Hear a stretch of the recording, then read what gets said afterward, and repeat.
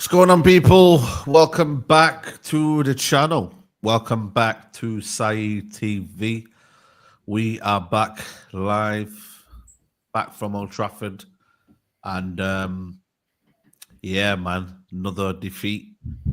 And yeah, man, no manager bounce. Worst start since 86, 87 for Manchester United, man. It's been a cold day. You know what I mean? It's been I started off the day, went to the funeral of Abdullah. Rest in peace. May Allah preserve his soul. And yeah, man, went to the game. Thought we'd get 3 points. And yeah, man, these players are just incompetent, man. Them. And yeah, it's gonna get ugly. It's gonna get ugly before it gets better, man, guys. Unfortunately, this is gonna be a long, long road. Today I've got Rhino, Ash, Brian, Wasim, Musa.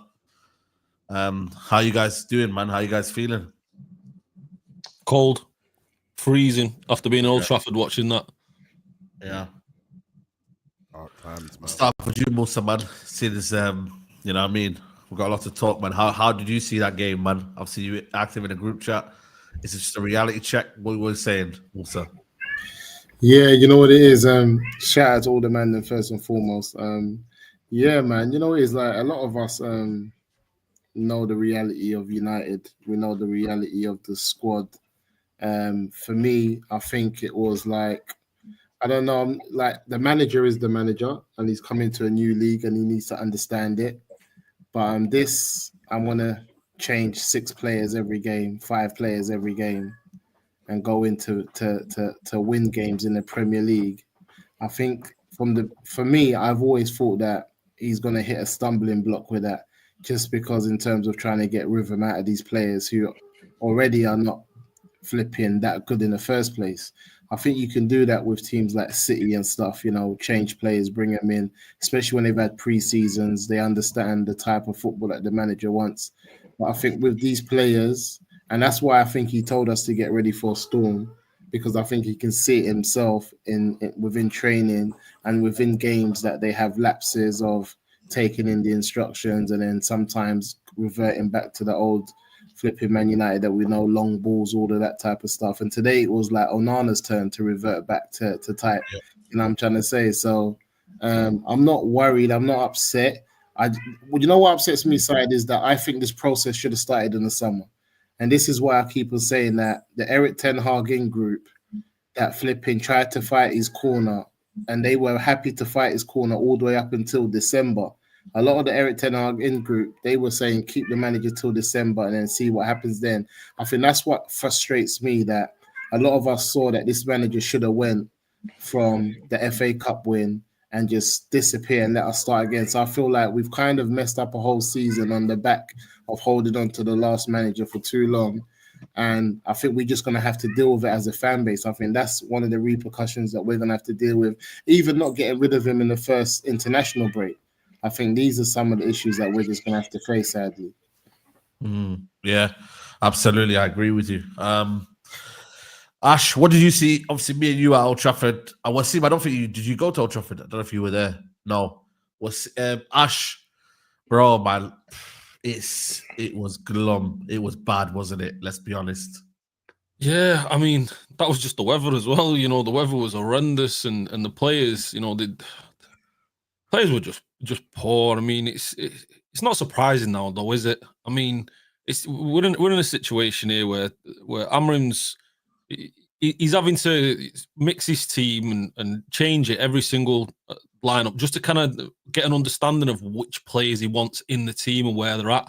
But it's mistakes, it's simple mistakes. And I was saying to you earlier, it's a lack of respect from the players on the ball. You see the Bruno, the pass back, the missed time pass back to Lenioro. It's not having the respect to just control the ball or even just pay attention to pass the ball backwards. Same with Onana in the middle, conceding that goal. It's poor. It's so frustrating to witness, and it's going to take a long time, innit?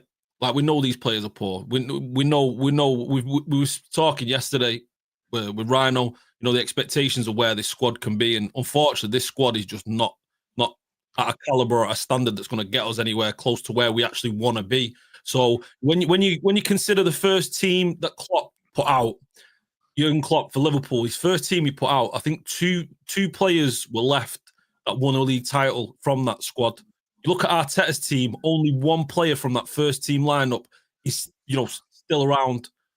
This is going to take a massive a renovation job. It's just whether or not he's going to be allowed to do it. And today was, sometimes you hope and you maybe expect that the manager can get more out of these players. And although he's had them for a short time, maybe the tactics can elevate these players to another level. But unfortunately, we're just seeing these same mistakes and this same lack of quality week in, week out. And it's one of those where we've got to be patient now. We can't expect too much from this group, unfortunately. But the thing is, though, I need to, bro. Like 5-yard passes. Bruno Fernandes, the captain of this football club, man. How many times are we saying this, though, Saeed? How many times are we saying it? We're saying it constantly. And I'm glad Amra took him off, I'm glad, man. But people still defend this guy, bro. It's not good enough, man.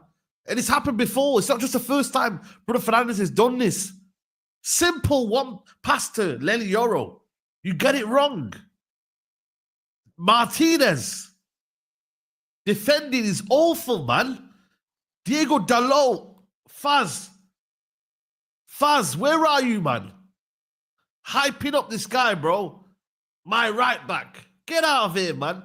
Man's ducking out of 50-50. The ball's in the air. He's ducking out, bro. Everyone's ducking out of challenges, tackles. What are we doing, man? That second half was an absolute joke. Don't get me started on that front four or whatever we have up front. Jokers up front as well. Jokers, man. We got nothing up front and we can't defend. And we got something in midfield that is barely anything to worry about. It's a joke, man. We are, honestly, bro, there ain't no new manager bounce. Anybody that thinks it's going to be a new manager bounce, forget it, mate. This is going to get worse and worse and worse until it eventually gets better. But in them times, bro, you need to get half of the squad out, mate. Rubbish, man. Rubbish. No impact from subs. Mason Mount. He comes on, and I'm like, what's he going to do? Bench is shit. Players are shit.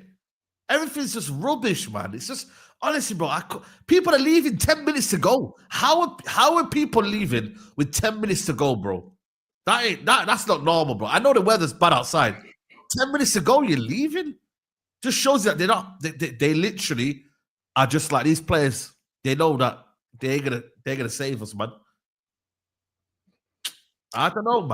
Anyone, floor's yours, man. This is not even a situation where I call you. If you want to say something, man. It is, yeah. It's a difficult time as a United fan because at the same time as we say we want to go through the pain, going through the pain is different. You know what I mean? Because it's like it's real. You don't want your team to lose. You don't want to see any. As much as we say we're going to be patient, when you see it and you go through a game like that, it hurts, man. I can't lie. And that's why yesterday I felt like I was trying to find out where everyone's expectations is and also where we think these players are really at. Do you know what I'm saying? And I think from time to time, we're going to find out that these players let us down.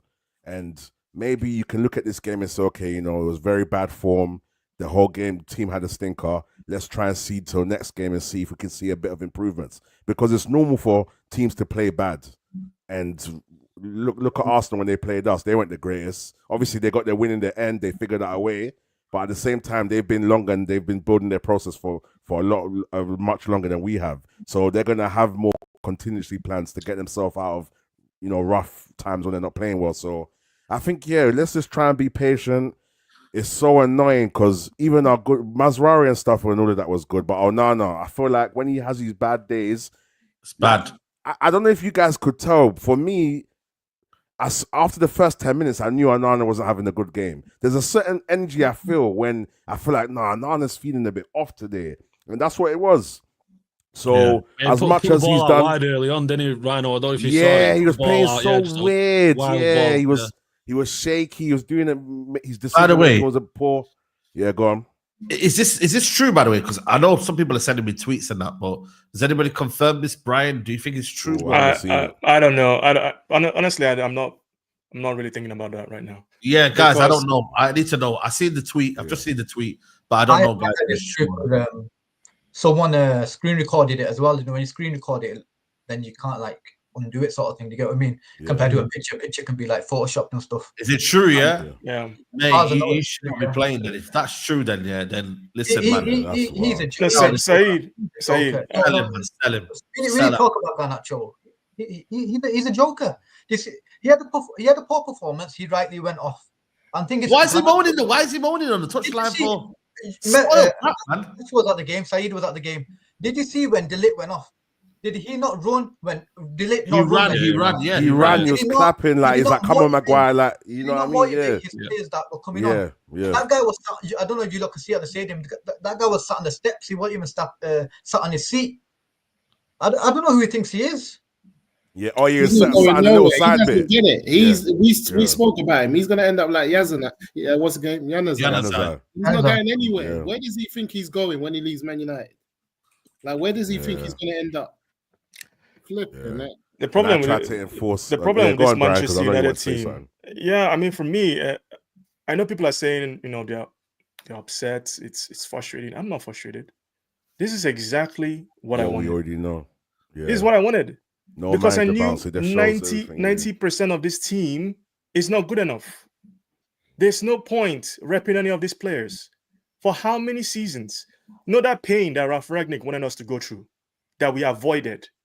We kept the core of that team, the core of Ole's team. We persisted with it. We made Rashford, our star player, give him a bumper contract. We've rewarded Bruno Fernandes again with a big contract. Like, how many times... We've brought in like 15, 16 players. But your core of your team, that these are our core of... This is our core of our team. Look at Onana. Then who's the defender? Who's the main? Because like I'm still seeing people say Maguire is our best defender. We shouldn't hold one Bissaka. Bruno Fernandes is our captain. This is our core of our team. Look at Manchester City. Rodri collapses, their whole team falls apart. Who is our core player? Who do we look to when we're in trouble? Bruno Fernandes. It's different with Liverpool. It's different with Manchester City. Different with Arsenal. When they're in trouble, who do they look to? Who do we look to when we're in trouble? Who do we look to? One of the problems I have is, one of the problems is that I hate Bruno. I've got the same issue with Bruno, but the problems we have with players like Bruno is if you put Bruno in any other team that's doing well, whether it's Arsenal, whether it's Liverpool, whether it's City. No.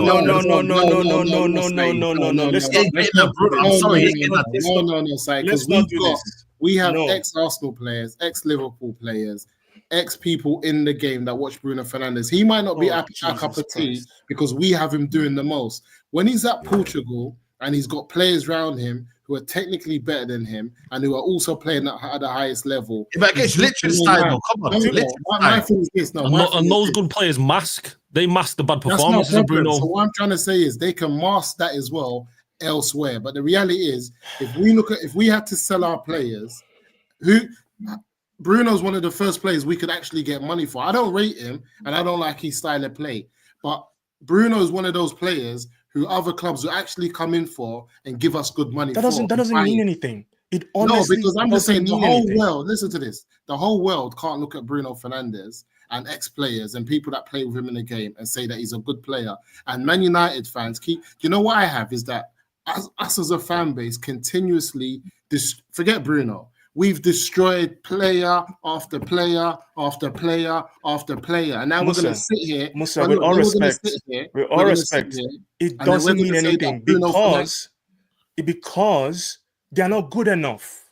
No, but this is what other fan base laugh at. Manchester United as a football club we are one of the clubs that one of our players. We expose how good or bad a player is. Like Real Madrid, if you're not good enough, Manchester United don't expose anyone. If you're not good enough, destroy players. No, what are we doing here? The talent of the players we have is garbage. It's garbage. We don't have we said good Sancho players. Was garbage. We said Di Maria was Sancho garbage. is a bench player at Chelsea. She should be starting for Manchester United. No, but what are we doing? We said Sancho was garbage, Di Maria was garbage, Paul Pogba was garbage. Bruno Fernandes has been one of our. I'm not here to defend him, side. You know I don't like the guy, but the reality is I have to look at. You know what it is? I'll rather question myself and our fan base and our club and the way we deal with players than just question players who are actually done something in the last 6-7 years as a. What's he done? In terms But of wait, what does that have to do with Bruno giving away the ball today in the goal that we forget about that. Forget about that. I'm just that's saying. what we're here to talk about. No, but what we're How talking can I forget about that? But what I'm saying is that you don't. Okay, cool. Today, but why do players keep on coming to Man United who Because are doing well elsewhere? They are not good enough. So United's not the problem; it's the players. 80% of our problem is recruitment. You just Chelsea said you said Ranić said we needed to get rid of everyone and start again. Since that time, Manchester United have bought in about 16 players, and you're still saying it's do you rate any of them? But when they came in, wasn't saying that. You wasn't saying that about Martinez last season. We wasn't saying that about. Not me, because Martinez's first season, I was calling out people saying people were overhyping him. He is 5'6", 5'7". You can't be a centre back in the Premier League with those kind of credentials. No, Musa. Let me just interject there. This is probably one of the best summers in terms of recruitment. Yes or no? This summer, have we all looked at? Do you believe that? I'm not gonna lie. This is one of our better performances in the recruitment. Yes or no? Let's be honest. It's probably been one of our better ones in recent seasons. Now we're getting it right after how many years? That's but look at the players that we can look at it and be like, you know what? You're saying that. Everyone here might not agree. People are already questioning Zersky. Every player that's coming, people are questioning. People are questioning De Ligt. And you're here saying it's like one of our best summers. No, but comparative to the ones that you're talking about and say, why did it work? Yeah, because when we bought Paul Pogba, we didn't have someone else to play alongside him. You know what I mean? When we bought Sancho, I think Ole Gunnar Solskjaer spoke about him playing on the right, but then saying, oh, we had to accommodate Rashford and whatnot. Or sorry, left, should I say. So there's mitigating circumstances as certain players that were brought in. But this summer, we can look at it and be like, you know what? Lenny Euro, future signing. De Ligt, like I said, for the money we bought. Mazarawi. You know what I mean? Ugarte, let's be honest. Ugarte's not been bad. Players leave Man United, go on and play good football and have good careers. There's something wrong with us, man. I don't know why. I don't know why we think we have this autonomy where if you come here and you don't do well, you're crap. It's just that simple. If you come to Manchester United, you don't do well, you're crap. We've just written off bare players, and I'm not saying Bruno is good because he's not my type of play. I wanted to drop Bruno for the last 2-3 seasons, but again, out of all the players we got, he's still one of our better players. So what does that say about the rest of the players? Because our recruitment is shit. There's different levels to it. There's players who are the wrong profile for a system, right? And there's players that are just not good enough for Manchester United. There's different reasons why a player might not work. You can't just round up everybody and say, well, Man United is killing players. There's different reasons why Paul Pogba didn't hit the heights we wanted him to hit to. There's different reasons why Bruno Fernandes doesn't fit what we need him to do. When Amorim came in, and Saeed can attest to this, I said he would not play well in that 10 position. He can't play in that role.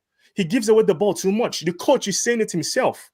Our coach, Amorim, is saying he's giving the ball away too much. The same guy refusing to drop Bruno. He's dropped him and didn't play in the 10 position. He's played him in different roles. When did he drop him?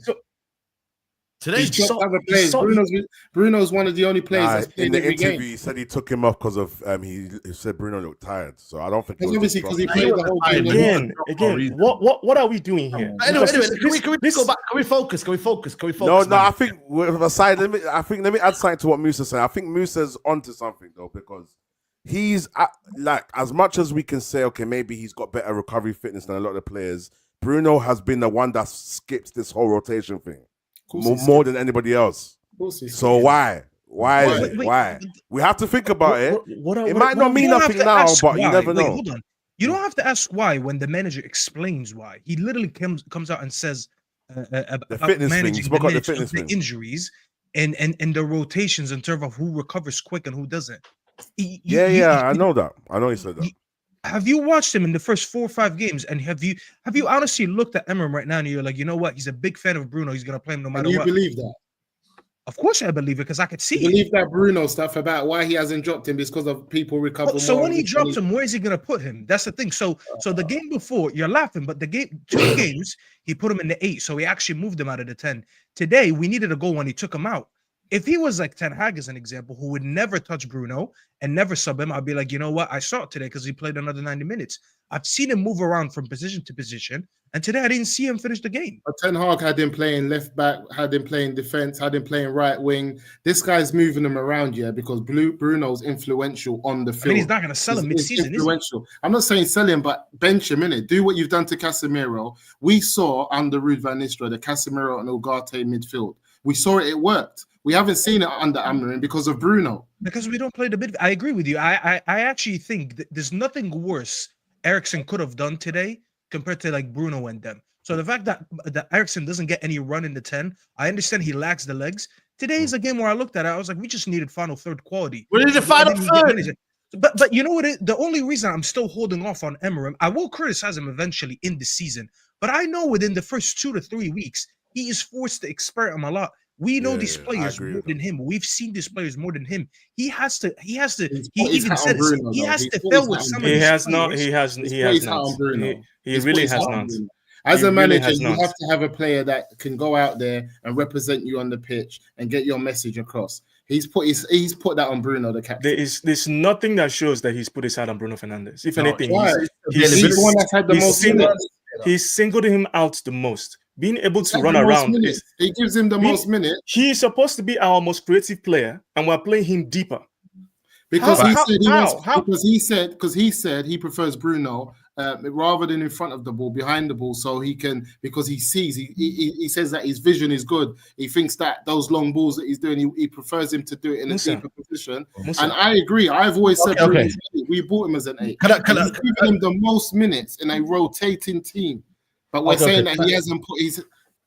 Let's park the bus on Bruno, because listen, I don't want to make it about all Bruno. We'll talk about Bruno in a bit. Yeah, I'm gonna go to Wasim, and then obviously go to Brian and obviously Staffy as well. What went wrong today for you, Wasim?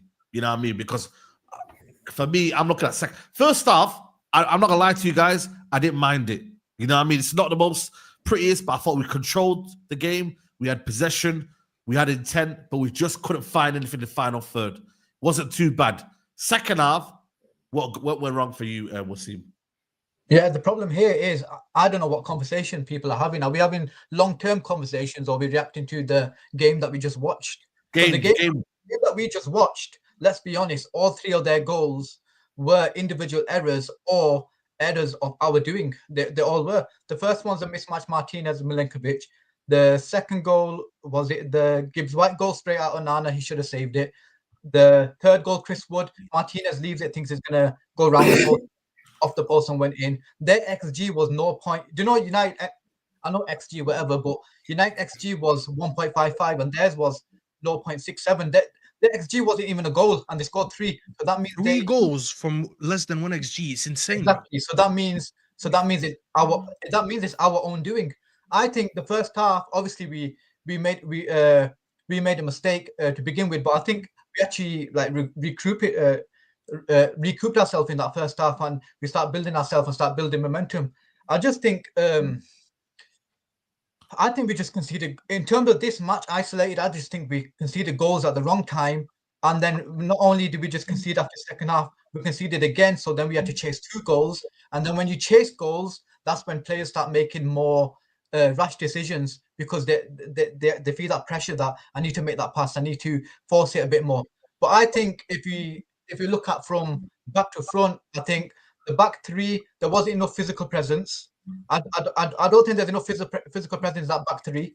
Euro disappointed me a bit. I felt he should have drived out with the ball a bit more. He also should have switched the ball a bit more to the wing backs. Then in midfield, I thought Ugarte did well, especially first half. Mainu, I think he's just getting back into it. And then second half, I thought obviously Amorim made the subs, but I thought we just didn't have. I agree with Staffy. I would have put Eriksen. Eriksen, putting him on instead of Mount probably be more ideal, because you might get someone more creative. Because at that time, Forest was sitting back anyway. So then we could potentially use Eriksen in that sense in the last 30 minutes, last 20 minutes, and so forth. But I think today, I don't overreact to the game too much. I just think we conceded poor goals at the wrong time and then start chasing the game. That's my holistic opinion. For me, yeah, I'm just gonna get these super chats in as well. Up the Chelsea says, haha, you need a Chelsea 2023 window style clear out, says Ryan. Rhino called this and got abused. Delo Delit. I bet the house on Bruno and Nacho. Now I'm homeless. Big up City all the way, says Ugarte was in the bottom 10 percentile for aerial duels in France, while Casemiro in the 85th percentile. It's no surprise United conceded from aerial duels much more now. A guy who's nowhere near those two. Yeah, exactly. So that doesn't make sense. That one there, I don't know what you mean by that, mate. Got to be looking at Lisandro Martinez. Zoatex says, Amarin, I can't lie, this buddy friends he's doing with the players, I don't rate. Play the best 11, end of. He can bounce if you don't fix up. That's crazy. Mainu needs a loan and delete rubbish, no leadership. Saeed, are you manager? Listen, man, I don't know what you're saying there, mate. Big up to you, Sush says, big up Saeed on the panel. With the amount of people watching here, how we not got 1K likes and the community failing, the content creators. Yeah, smash a like, man. 3K in the building. European lad on X, Saeed is confirmed true. People always use this weak excuse of our players are not good. You're telling me Chris Wood and Nottingham Forest players are better than us? Weak point. Sancho isn't a bench player. He's one of our best. And players signed for Man United with proven ability and consistently don't work out longer term. This has been an issue for a while. This comment here, this one here, but it's all about the system. What works for them might not work for us, and we're still learning under this Amarin system. You get me? And also the recruitment, they've done well in that aspect. Nottingham Forest have got good recruitment. Milinkovic. Would Chris Wood do worse? Would Chris Wood do worse than Highland though in this team? Yes, in our team. Then he probably struggled somehow. You know let's not do this. He didn't. I think that's like for like. He barely touched the ball. Okay, Manchester United fans will hound him out in 2 seconds if he signed for Manchester United. I'm just saying it's like for like. That's all I'm saying, Brian. It's like no, for like. But you know, there's I no know. difference there. I know, but this is what we do. Where you see a player maybe do something against the club and be like, okay, our player profiling as a club is horrible. It's horrible. It's one of the worst in the top 10 of the Premier League. We don't sign players for any specific team. We just buy them because why? Why did we buy Højlund? What are his traits? What do you want to use him for? I don't know. Why did we sign Ahmad? We bounced him around for 3 seasons. Now he's back in the team. Okay. Rashford, what's Rashford good at? I don't know. Sancho, we signed him for a specific reason. We didn't play to his strengths at all. Like, I can go through every single signing. It was made for, we need a DM. Let's go buy a DM. What kind of DM do you need? Why do you go spend 70 million on Casemiro? Like, this is what I'm talking about with bad recruitment. Not necessarily the player is bad, but the profiling of the player is horrible for what we need. We need a certain kind of player. You look at the 2-10 positions for Manchester United. You don't need to be a rocket scientist to understand if you're playing 2 number 10s, they need to be good on the ball. They need to be able to evade pressure. They need to be able to receive the ball under pressure. Do we have any player that can do that in the team? No. Bruno Fernandes is bad when he's under pressure. So it's probably not a good idea to play him in that position. Kobe Mainoo is good at doing that. I would like to see him in that position. I would like to see Ahmad in that position.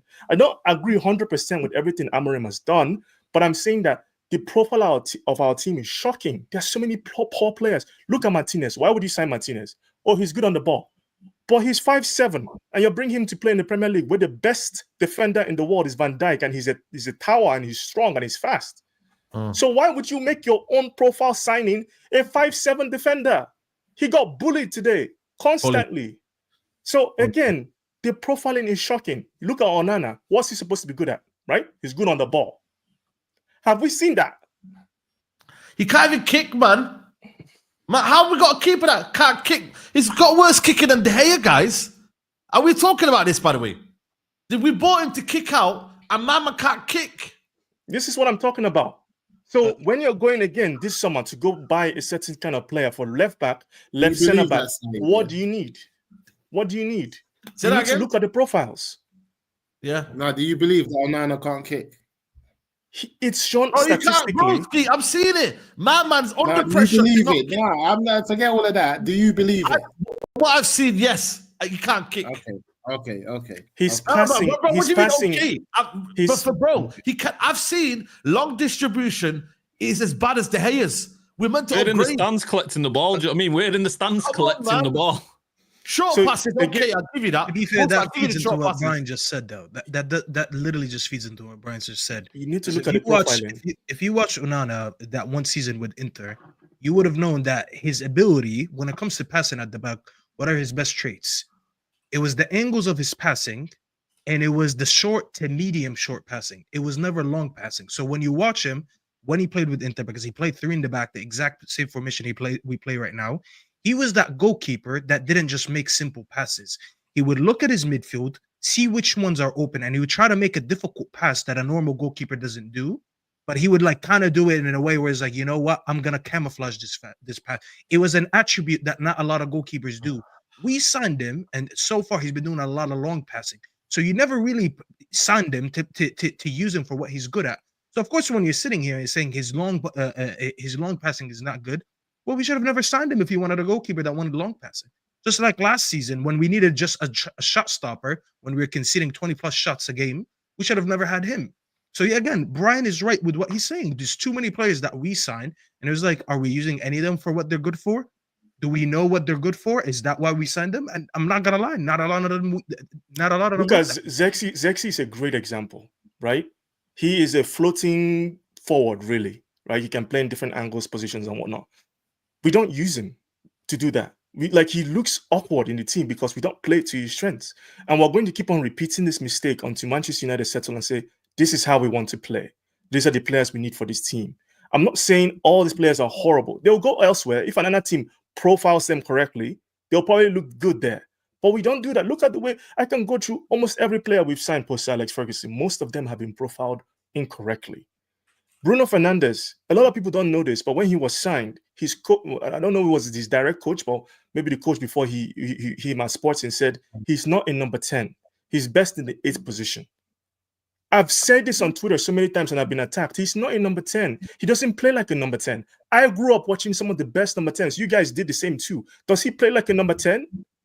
He's not in number 10. So what are we doing? And I'm not trying to single out Bruno, but I'm saying like the profile-wise, he's not good in that position. You go through the rest of our team. Garnacho, he's never going to be a number 10. So for me, Amorim, you can't play him there. I get why you're trying to use him there, but you can't play him there. You need to play someone else. Ahmad, he's very good. He's a all-round very good footballer. He can play in different positions. But for me, he's not getting down the ball enough. I need to see him play in that 10 position. Same thing with Kobe Mainoo. But this is what we're doing. We're having to patch and pitch because the whole team has been built like drunkards. And Manchester United as a whole, the fan base, we are like bad crypto investors. We don't know when to sell. We don't know when to buy. Constantly, we hold on to things that we should let go of. And right now, it is killing us. We have Ineos raising tickets because of what? When the biggest waste in the team is the squad. Sell 80% of them. They need to go. It needs to be made clear. 85% of the squad needs to be gone. I'm seeing, you know what, Maguire is good. He's better than the late. What are we doing here? He's not good enough. Ineos as well. They need to be on Ineos watch. Since they came in last year or last season and they kept flipping Eric Ten Hag and then they went and spent the money they did on these players, what trust do you have in them to be making the right decision in terms of the players that they're bringing in? Because they bought in these profiles of players that we bought this season, but we're still saying we need to add to it in terms of Amorim. But if they knew they wanted to go down this type of direction in a few months, as soon as they kept Eric Ten Hag, then what were they doing in the summer? If they don't sell half of these players, man, then we're not serious, guys. I'm being on. They don't have the money. They just bought some of these in. Like, I don't know, bro. I'm sorry, man. We cannot be going to next season with Garnacho still our left 10 or whatever it is. We cannot be going to next season with Rashford still playing, Bruno Fernandes. A lot of these players still are our football club. We can't, man. Like, I'll say it now. If I see Bruno and Rashford here next season, I'm checking out. I'm done. And one of the how many seasons are we saying this for, though? I'm being dead. Rashford for the last 2-3 years. I will be done. I will be so done. Also, Dalot, what has happened to Dalot, man? Then what the heck has gone on with Dalot? No, there's nothing happened to Dalot. You know what it is, Saeed? What was Dalot ever good at? Was he good attacking? No. Was he good defending? No. He was just standard. He was just an average. I'm not having this Dalot chat. But we overhyped him. You guys have been harsh. No. You know what it is with Dalot? Not having the it. profiling Not having again. it. Go on, Ryan. no, What's He good at? Tell me what We're he's not good at. doing this. Ten We're Hag not- played him What on was he the good at? Is he a great inside. assistant? I love Is he this. great crossing the ball? No, Is he great he's- finishing? What's he good Okay, at? wait, Ash. I don't know if you watched Is he the great show defense? yesterday. I warned He was on everyone it, to he was have the there. same energy. I was on yeah? the show right You now. remember? His team You have was to there. remind you because maybe you forgot it. I said everyone needs to have the same energy. And I feel like when somebody has a personal issue with a player, they don't look at it from like a out of the box perspective. They don't have that. What's the word? There's a good word I'm looking for. where I'm you can looking look at it from something. Man, factually. Yeah, analytically. Dalot was our best player last season. And goes back to my point. We had a great last of- season, didn't we? We had You a know what great it last is? It's a season. bit of everything. The great players are last not good. season. The players are not good enough. I get that. But I feel like we go overboard and just all of a sudden. What about he's start to found out? just- What about he just found out in the system that you know what? But then we might as well say everyone's found out because what's happened to Kobe then? What's happened to Kobe? Kobe was one of our. What's happened to Kobe? One of you guys explain to me what's happened to Kobe then. Everyone's going through it. At the moment. Kobe Mainoo's going to be the system, but Dalot's not going to be the system. That's what's going to happen. Rhino. Kobe Mainoo is 18 years old, right? Oh, now we're saying the age thing. No, but we got to be on. Look at Foden. So Garnacho's Manchester City. 20 then. Garnacho's still young as well. Then. Again, we need to stop doing If this. Kobe shouldn't be overplayed, Garnacho shouldn't be overplayed. They're both in the agree. same boat. I think everybody here will agree with you on that. So what grace do we give? Should we allow Garnacho to be left played? There's Or no grace. where are we going? No players no are going right grace. now. So So how do This we is- fix the now problem? How do we fix the now What? problem, guys? There's nothing No to be players fixed. are going for now. No Let players are going for now. everybody Listen. respond. And then Yeah, We sorry, need to go take- on, Bram. We need to take the pain. Not me, because I don't overrate none of these players, but most of the fan base overrated these players. You all of a sudden wanted, not you guys, but a lot of fan base wanted to knight Kobe Mainoo. Oh my goodness, the best thing since Yeah. Paul Scholes. Yep, What are yep, you doing? What have you seen to label him such? Next Paul Scholes. What is wrong? Like, what is wrong with his fan And base? I love Garnacho, Kobe. I love Kobe as well. I like Kobe too. I think he's a talented player, but let the guy actually do something. Right. Garnacho the same. Oh, it's the next CR7. What are we doing? These guys are nowhere near that level, nowhere close to that level. We've not seen them do anything. So having them being called parts of your squad is already a mistake. It's already a problem. That's number one. They're young. They're going to make mistakes. I'm not really going to crash on Kobe. It's not really his fault, but he's been put into this position by poor recruitment from Manchester United. We need a senior midfielder. We need if not two, because Eriksen is going to go. I'm not going to rely on Casemiro. I'm not. So at the end of the day, there's so many, we just need to accept it. We are shit, guys. We have a shit team. When you say that, though, Brian, accept it. when you say that, Just Brian, take it in. Accept it. When I hear that Man United are crap, I get that. If you're talking about winning the league, top four, whatever, based on the players that we have, because Saeed does this a lot. He'll start to overrate Brighton players, Crystal Palace players, Newcastle players. You start telling me, this player, that. Based on the players that we do have, because if some of these players were in these other clubs in the same systems that these clubs are playing and they were doing well, you'll be telling me, we need to go and get this guy. We need to get. Now they're here at United and they're doing bad. What position should these players be finishing in the league? So the problem here, you have two. This is what I asked yesterday, Musa. The Garnacho tweet, apparently saying that it was accidental and he's unlike the tweet. Fuck that guy, bro. Fuck is accidental. I'm not interested in always an accident. But I just wanted to let you know, update you on that one. Because he does this thing constantly. Piss off, man. Honestly, Garnacho, I'm not interested in you.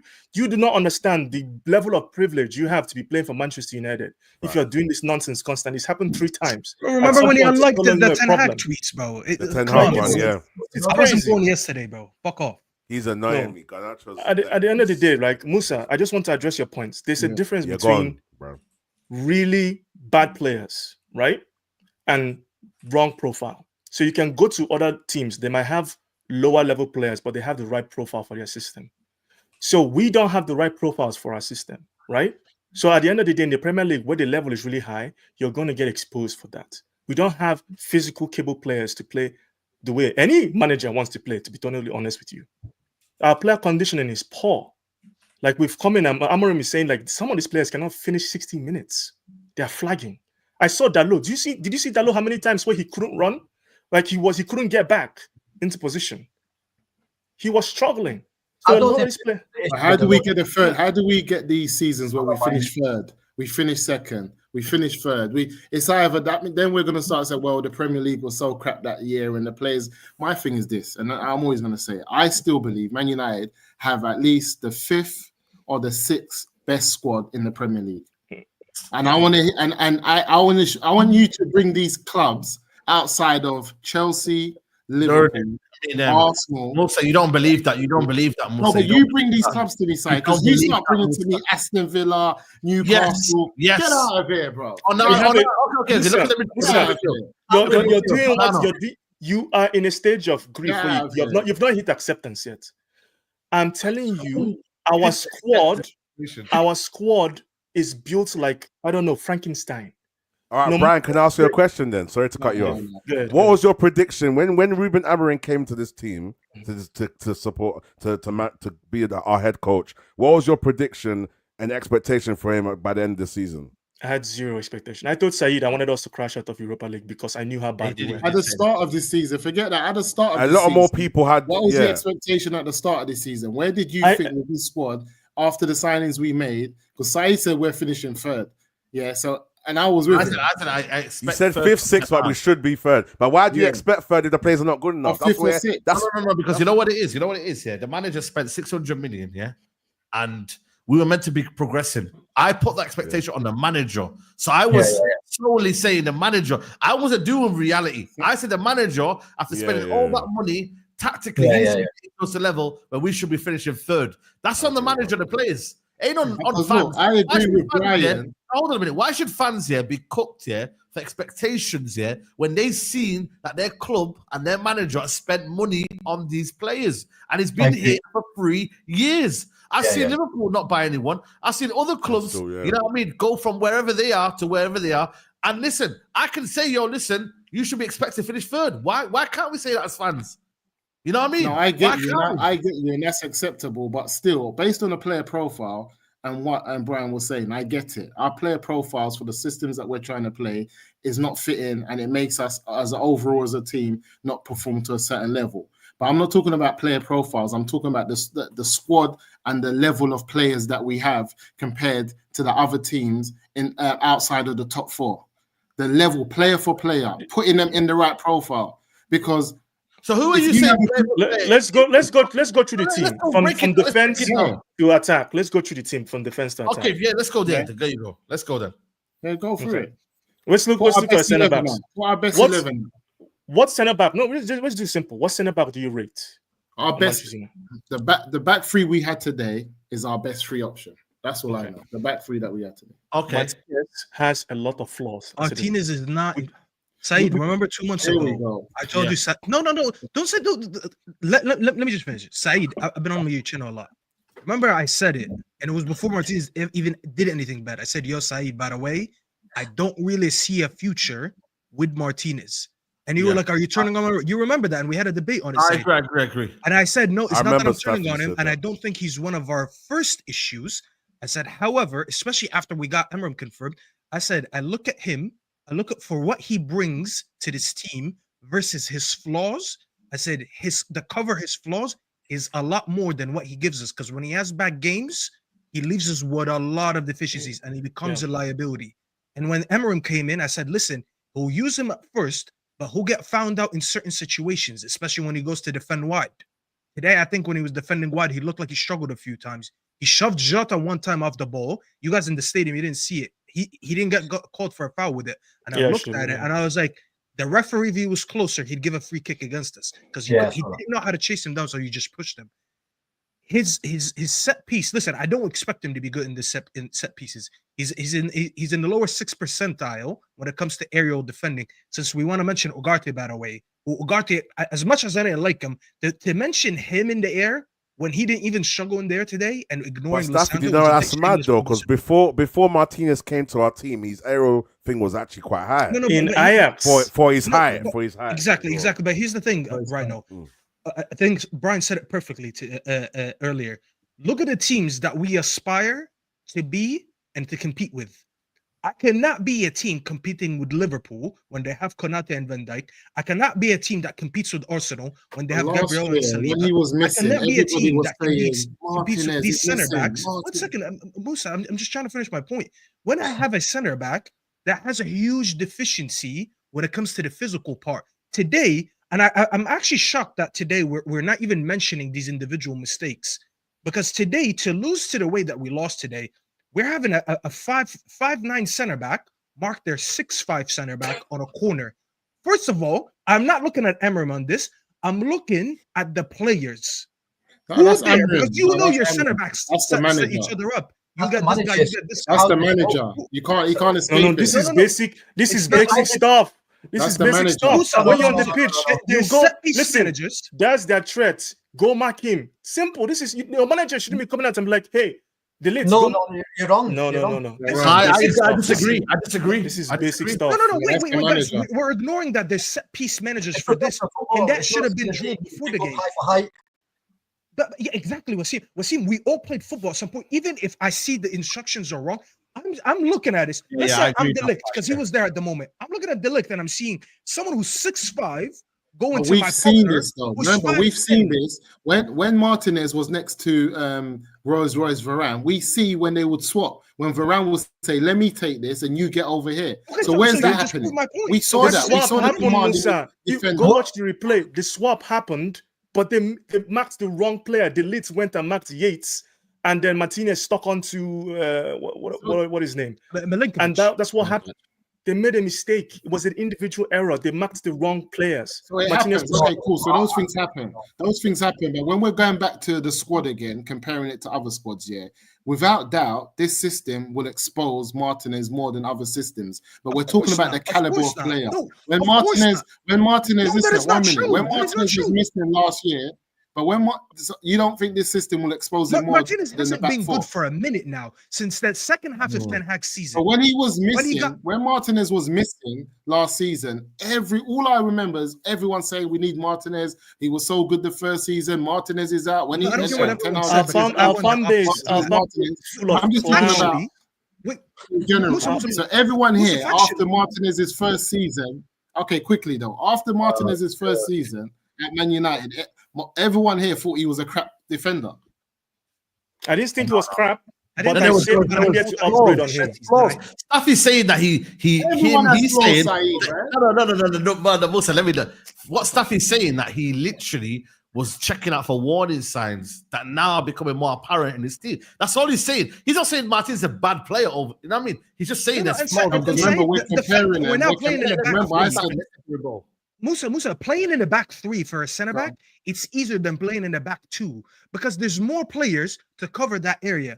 So factually, center backs that have physical deficiencies, when you give them two partners versus one, that means that's less yardage for them to cover. So it makes the job easier for them. He actually still looks like he's struggling, even though he's covering a smaller portion of the back line versus back then. And this is why I'm saying he has a lot of flaws that when he doesn't have a good game, which, by the way, what is his good game? Martinez's good game is that when he's exceptional on the ball, exceptional in the ball progression, and makes passes all over the place. That's when we look at Martinez and you know what? Martinez is having a great game today. Stuffy. When he doesn't give us that, he literally becomes a liability. Why do you think today in the second half, we brought off De Ligt and brought on Maguire? It wasn't because we were conceding chances. It's because he needed a center back to help with the position that we have and move the ball better. He looks at De Ligt, and Brian, I think you tweeted that mid-game. Nah, you're wrong, Stuffy. No, hold on. You're the one that watches his interviews. He said he brought Maguire on because to win aerial I didn't watch duels. his press conference today, so I don't know why he said after the game. That's what he said. I'm just analyzing. And Obviously, yes, the fatigue is one of them. Rhino, we sat there yesterday and we predicted that obviously they're not going to play 90 minutes. But when you look at the timing of when he brought him on for De Ligt, because I thought he'd probably bring off Martinez, we needed a controller back there because we had a lot of the ball, but there was no penetration in our passing. That back line lacked it today. And if Martinez was on his game, we probably wouldn't struggle like that. He needs, yes, obviously more from De Ligt, but he had to bring on Maguire because of that. So that's what I'm saying. But don't you think positions affect that as well, Staff? Don't you think the way the players are positioning themselves affects where another player can pass to you? Like in terms of receiving the ball. Obviously, yes, that's different. But the back line, we all know where they are. You have the right center back in this position, the middle center back, and the left center back. I'm talking about when they had the ball today. There was not enough passing from our central center back, and this is why Ash yesterday when Briggs was arguing dilly-dallied a lot. Still, I don't think he was arguing more of the physical profiles of Maguire versus De Ligt. Your central center back has to be better on the ball. De Ligt today did not really have that, and we had a lot of the ball. Guys, you need to understand we're the only team this season. Said 1 second. We're the only teams this season to have over 70% possession and lose a game. Not a single team this season had that amount of possession and didn't win. That just shows you how bad we were when we had the ball today. You know what? By the way, yeah, I'm sorry, Ash, but Griggs yesterday was right, man. You know, and I'm not. Listen, I sent you the stats yesterday, Saeed. Do you know what I mean? You look at the progression. You look at the passing. The stats show, and they have showed over the entire careers of both players. De Ligt makes more progressive passes. He makes more successful passes. He makes more passes per 90. You know, he's just a better passer compared to Maguire. No, guys, I want De Ligt in my team. Yeah, just 1 second. I want De Ligt in my team, but you can clearly see that his ability on the ball to progress, you know what I mean, when we need to, just in them tight moments, is not as smoother as Maguire's. But does that not mean that I want Maguire in my team over De Ligt? So I just want to make that clear for everyone. But actually, right, by the way, he's a safe passer. That's why the stats that you say, they're not wrong. I don't think anyone thinks that De Ligt is a bad passer. Passes. Yeah, and that's why for me, Griggs was low-key spitting in his point. Obviously, whether he should be in the team in the mainstay, it's not going to be my idea. But then again, you've got a conundrum then, because then if De Ligt can't be your kind of main centre back in the middle there, then the Euros are right. Martinez is definitely not going to be in the middle, so you have a problem there, and that's for the manager to deal with. I'm just going to get these super chats in here, guys. There's over 3.3k in the building. Not even 1,000 likes. You lot are mocking it, man. You lot are mocking it. Hit the like button. It costs you nothing, so please do that. Cam says the butcher turned up for work with a spoon. Aminos says Ahmad and Mainu are best number 10. Do you agree? Bruno needs to go. Amran will end up with a back four. Craig says, big up Craig says, when we like the player, it's the system. When we don't like, they are not good enough. We are absolute dog shit in the story. Yeah. Facts, simple. Super Archer, Cobby, just getting back from injury. Dallo doesn't look fit in this new system. Doesn't fit in the new system. Dallo was just overhyped last season. What happened to only being 3 points behind us? Couldn't make it to 12 tomorrow. Bro, I don't even want to look at that side of the table. Amran, wake up. Onana, Rashford, thanks and goodbye ASAP. Your Bex XL till January. Let me cook. Onana, centre backs Maguire, Mazarawi, De Ligt, Euro, Licho, Ahmad, Anthony, Ugarte, Casemiro, Mainu, and okay, cool. I don't know where the other players are missing. Striker, who knows? All bad. Okay, say no more. Big up to you, Ryan. Mandy says Amarin just said tonight that he had the same problems when he first joined Sporting. The man had to build his own squad. He needs time. Chill out. Team slow down too early to judge players. Give it 6 weeks. Most of Villa, Newcastle squad better than ours. Facts. Saeed showed down. Okay, cool. Amarin had a shocker today. I don't care. Saeed, the protagonist of hyping average players. Vision 4K says the funny thing is Licha isn't even the top 5 centre backs for pass progression in the Premier League either. And what happened to next Saliba today? Okay, cool. Guys, I want to hear from Wasim again. Bro, like, you know, when we say, like, because I'm ready to suffer, innit? Like, I don't know whether the fan base is ready to suffer. I think it's gonna get worse before it gets better. Like, even Man City next weekend, that could be a banter game, but you know what I mean? I think Man City might just have enough to beat us. I don't know. We'll have to wait and see. But ultimately, like, what do you think? I know why Misa's laughing. What do you think needs to change? Is it personnel, Wasim? Because, bro, like, I don't know, bro. I'm just thinking to myself, Amarin, is he going to give everyone the same game time now? Is he going to still keep going? Like, what do you think? Yeah, shout out to LB for the raid. Like, what do you think he's going to do next, like, for Man City, like Victoria Pilsen? Is this going to be rotation, or do you reckon he's ever going to have his first 11 in this year, this season? Yes, I think we're having a lot of conflating points here.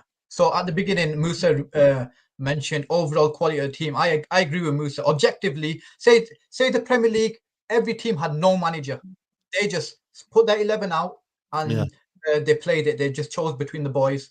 Is this 11? You boys on the bench, and the season played out like that. I think United generally would finish 6th or 7th based on quality of player. I think that's a fair point to make. Regarding profile of players, I don't know how we can judge Amrim on profile of players when all the players, he's not signed a single player yet.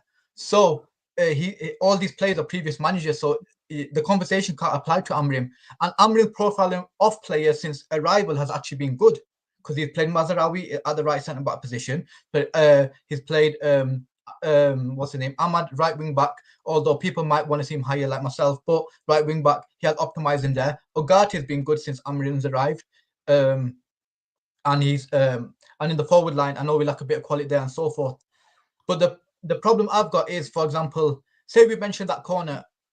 That corner is on the manager. The manager sets out set pieces before the match has started. So, for example, if you want to delete swap with Martinez because Martinez is on Milinkovic, what if that ball evades Milinkovic and Delete goes over them and it lands on Martinez's head, and because Martinez is in the middle and Martinez loses it and they score. So the point is they can't change it, because basically in corner kicks you have zonal marking, you have man-to-man marking, or you have hybrid marking. Martinez's job wasn't to beat Milinkovic in the air.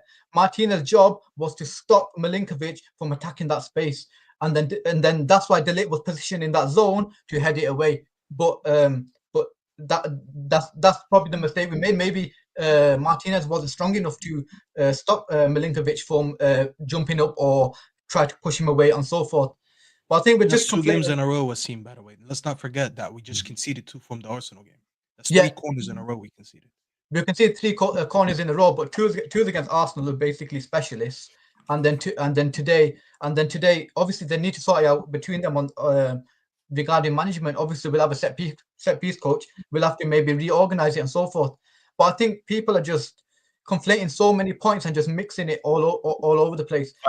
In terms of like profile, again with profile players, like we can only do so much with these players as well. And like we said with Rhino yesterday, some of them objectively we've seen them for too long, making too many of the same mistakes. So we already know the answer on those players. Whereas other players, we don't know the answers on those players, so they need time. And I think people just overreacting in certain elements. For example, Delors may have made 0 out of 9 successful crosses, but successful cross means that someone's at the end of it. What if players in the box are not making the right runs? What if how many times I saw De Ligt cross the ball and only Højlund was in the box? Fernandes wasn't in the box, and Nacho wasn't in the box, Ahmad was in the box. Then you could flood the box. So even if Delors mishits the cross or overhits it, it's going to fall to another player in the box. So you can't just overreading these stats as well. So I think fans are overreacting based on today, and I think going forward with Amrim, I think he just needs to settle down a bit. I agree with Musa's original point from earlier on. I think he needs to get his foundation in place now and make little tweaks here and there instead of wholesale rotations. We need to see a bit more consistency in the lineup. Did you not see? By the way, did you not see Bruno going mad at Højlund for not going in the box when I think Garnacho made a nice cross? The first half. Yeah. Exactly that. This is the problem. We don't flood the box. We're not in the box, man. It's really annoying, man. Like there's literally nobody in the box. So what are we doing, man? Like we're literally everyone's around the box. The ball that Ahmad played through, was it Ahmad in the second half? Lovely ball in, nobody in the box. Yeah. Happened a few times. And this is what I'm trying to say. Like we don't have instinctive players, man. So it's like we can't help ourselves, defending, and we can't help ourselves. Do you know what I mean? Like that's why he talks about the decision making, Saeed. When you refer to the Bruno one, I watched it again because obviously we're watching it here, so we see the replay. When I think Garnacho was driving there, he's the one that made that cross. You see that Højlund was running outside the box trying to link up. But we look at him and then we look at Xerxes and we know they're complete opposite, okay? We've seen Xerxes in the Everton as an example. When he drops, he used to drag a defender with him, and that's why we found the space in behind where Rashford scored twice. Højlund is doing that, but we know that's not his best attribute. We know you're supposed to be a better finisher than Xerxes. So why are you trying to leave the box and link up the play when you know your winger is about to cross the ball to the far post and he needs to find somewhere there. And that's why Bruno looked at him. I don't know if you guys seen it in the stadium. He went like this, where he's pointing at the far post. He's like, you need to make that run. Like he's telling him, we want to find you here. But why is there an inconsistency between our striker and the playmakers around him? And this is why when Wasim says, and I'm not even trying to defend Dalot like this, I just feel like he's been over criticized today. He's a little bit more scapegoated. Some of the crosses that he made, that shot that he made, stupid, absolutely stupid. I hated that. I actually raged when I saw that. But some of the crosses that he made, I was like, you know what? He's right-footed, playing on the left. He found himself in a situation where he cuts on the right and he whips in the ball very well to the far post. He had a lot of good crosses, lands on nobody. A few times he was shoved the ball down the wing. So what does he do? He gets it from there, but he crosses it with his left. We know he's not left-footed, so half these crosses are not good. So when Brian talks about the profiling, why do I have a right-footed player playing down the left and then he's crossing the ball with his left when it's not going to be that good because he's not two-footed like that? So you have to read in why these 9 crosses, 0 of them were completed. Was it on him or was it on the other players? The ones with his left, I didn't expect any of them. He actually only had one good with his left, where nobody crashed the box and it just went across everyone. Yeah, went across. And the ones, as I said, that Wasim mentioned, it didn't go on anyone's head. So I'm looking at it, I'm like, why is no one flooding the box? Why does Chris Wood, that third goal, a cross that's overhit, that wasn't really a great cross. I don't think it was a great cross. But he redirects it back to the back post, and now that is considered a successful cross, even though I didn't think it was that good. When Dalot on the other side is actually making some decent crosses, and no one is crossing to no one knows, Stafford. You know what I mean? It's like, you've got to have the IQ and the intelligence to know when to put a cross in. You know what I mean? That's just simple football IQ, and he's not got that. He's putting the ball into the box to no one. Like, he's going to know that the ball's going to no one. Okay, yeah, someone should be there, but then he shouldn't be putting that ball into the box to no one. Do you know what I mean? And you can't excuse his bottling that third goal, that tackle for the third goal. Like, defensively, we've seen mistakes, we've seen lapses from Dalot. Listen, I just don't see him going forward as someone. Put it this way, you look at the Premier League, we've got Kirkes. Do you know what I mean? You've got Robinson. You've got multiple players in the Premier League that are just as good, and if not much better. Nuri, do you know what I mean? Much better players, and we're hyping up Dalot. Like what we're talking about. His crossing has always been kind of inconsistent, to be fair. Yeah, it's never been his biggest strength. Yeah. So I'm not as concerned about that. I'm more as the decision making and everything else. His positioning has been poor. Yep. His decision making on the ball. He's definitely made a lot of mistakes, Brian. I'm just trying to say my understanding of the profile that he is for the position that he's playing. I understand that he's not going to be as good as a Kirkes, as he said, or an Nuri, because these are their natural positions. Let's not forget that Amarim himself, when he spoke about him, he told us 2 things. He prefers him on the right, and he views him as a defensive wing back. He's not getting in on the right ahead of Mazraoui, though, is he? He's not getting in ahead of Mazraoui on the right. No, of course, Mazraoui is better than him. That's not. So this is where Ineos, from me as a club, need to look at. Make money. We have Dalot now. Do we see him as a useful member of the team long term? This is the question they need to be asking for everybody. This is what they need to be doing. Like, it's not the manager's headache. It shouldn't be the manager's headache to have to sort out Dalot that's been here for how many years? The problem is, though, we've got the biggest, Brian. We've got squad players that are acting like the starters. That's where the problem is. That's where, for me, my problem is. Most of these men are squad players, bro. Another problem as well. We got a fan base who believes that the whole squad is not good enough. So then you're telling me we have to replace another 16 players and give the manager another 3 years. We need a very good 11. That's what I'm trying to say. No, but I'm being told that the squad's not good enough. Do we have a good 11 for this manager to work with? Yes or no? No, not now. So now we need to buy another 11 and give this manager... No, 11. Maybe 4 or 5. Maybe 5 starters. How many players? Name them. Name me the players that are good 5 enough starters. for this So I manager. think we need a midfielder without a shadow of a doubt. No, but who's here now? That's good. Who's here now? That I want to know. Who? What's it? Who's here now? That's good enough. Depends on I say Lenny Yoro's good enough. I still think Delict can play in the back 3. I still think Ogate for me can play in that too if he wants to. Who else is there? Kobe Mainu. I think he's good enough. Who else is there? Good enough. Who do you think is a starter? Who do you think is a bench player? That's 5. It's 5 players. I said we need 6 5 to 6 Same players. Mazwari as well. And Mazarawi, yeah, 6. So there's Guys, 6 when we players say there good enough, though, but Saeed, we have to make sure we understand what we're talking about. Good enough. When we say good enough for what? Good enough to win the league, or good enough to be a decent? No, that's exactly Saeed. That's what I'm saying. It's very important when we talk about a team that's good enough. If I want to talk about a team that's good enough to compete with Arsenal, Liverpool, and forget that City are doing shit, but when they were in the do we want a team to compete with them? Then yes, we obviously need more than 4 to 5 changes. Those guys are competing for the league. No, of course, but that's what I'm saying. If we're talking about good enough to be that level, of course we need wholesale changes. But do I need 11 new players to play the way the manager wants? I don't think so. But do you need 11 new players to get into the top 4? No. 11 new players for top 4? I don't think so. Same. That's my point. You don't need 11 players getting into the top 4, but you need just to play the system. I think we need 4 or 5. We should. I think we need like 2 players. 2. Okay, so name the 2 that we need and how we set up. You need 2 players. Like 2 players. About 2 players, and the manager should just work because how many players did we just buy this summer? That you said that were good enough. But he didn't buy them then, Musa. No, but we heard. But he didn't buy them as well. He didn't buy them. No, but I would say, okay, Mazarawi, Dillit, Euro, Ugarte. Yeah. You know what I mean? Xerxes was a club signing, to be fair. So that's on. So yeah, so the signings we bought in this summer have all started this season. Like they've been majority. These are 5. Yeah, these are 5. Yeah, 5. And then what did he find there? He found Cass there. He found Kobe there. He found who else? He found the goalkeeper there.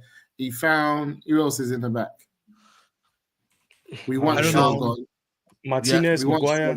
So what 2 positions would you change, Musa? 2 players. What 2 positions? Yeah. What 2 positions? The 2 positions for me to get us into the top 4. Remember, I'm not talking about winning the league. If he gets 2 new wing backs, because for me, the most important positions that I've seen in this formation are the wing backs to be able to help and support the strikers, but also support the defensive play. If he gets 2 serious wing backs, because every time Diallo gets the ball, things is happening. He's just creating stuff, and it's only coming from that side. If you get me Kudus, from West Ham, a player like that, who I think can play the wing back or he can play in the 10, because for me, the wing backs can do 2 things. They can play in the 10 position, and they can also play in the wing back, like we've seen Ahmed Diallo. You go and get me 2 top wing backs, in this team, we should be finishing in the top 4. And you think we're going to finish top 4 with Garnacho or Bruno in the 10? Okay. This is who I believe. No, two wing backs. Let me show you. I'm going to land. This is the point now where you're making, Musa, Who's good enough? Yeah. If United were to move forward, I'd say these lot here would be good enough. I would put my hands and say, you know what? I'm ready to battle with you. Get Mainu. See me, Let me show you the team I'm taking. Forget the position. I'm just talking about top 4, though. Because I just said to you top 4. If you get Mainu and put him at the top, put Mainu at the top next to Diallo. No, forget all of that. I'm just giving you a who's here. That's all. So the rest of the position. I'm showing you only need 2 players. And Mainu's in the wrong position. He needs to be up next to Diallo. Who played in midfield? Who played in midfield? Casemiro and Ugarte. Brother, we have to move on, bro. Casemiro's not going to be you asked me man. If you want to get us into the top. I can't be relying on Casemiro next year. But we're not winning the league. Casemiro's going to be 33, man. Saeed, we're not winning the league. You've conceded that. Musa, is it for this season or for next season? Even top 4, you still have to be good, man. Is the team good? Is the team going to be good for this season or next season? You're telling me that team won't get us into the top 4? No, we're proving it right now. It's not good enough to be top 4. We're showing it right now. Casemiro cannot be starting next season. I'm sorry. You can't be a squad player. He's not starting for us right now, Saeed. Saeed, that team is it for this season or for next season? No, I'm talking about going to next season. I can rely on these players going forward next season. I can't lie. That depends. No, not for me. I'm talking about just I'm going forward with them. That's it. I guess the future. Okay. You know what I mean? I'm going forward with them. Leach is a big question mark as to whether he can play in that role, left centre back role.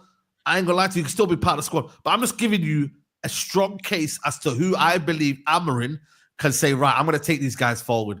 I can definitely tell that he's gonna take all of these guys forward. I can 100% guarantee you. Yeah, but Højlund and Zelensky are in that. There you're talking about 20-year-old. How old is Højlund? Højlund's 21. Yeah, he's in there. How can you not put a 21-year-old? No, start striker next season. I'm sorry, no. You just put him in there. All right.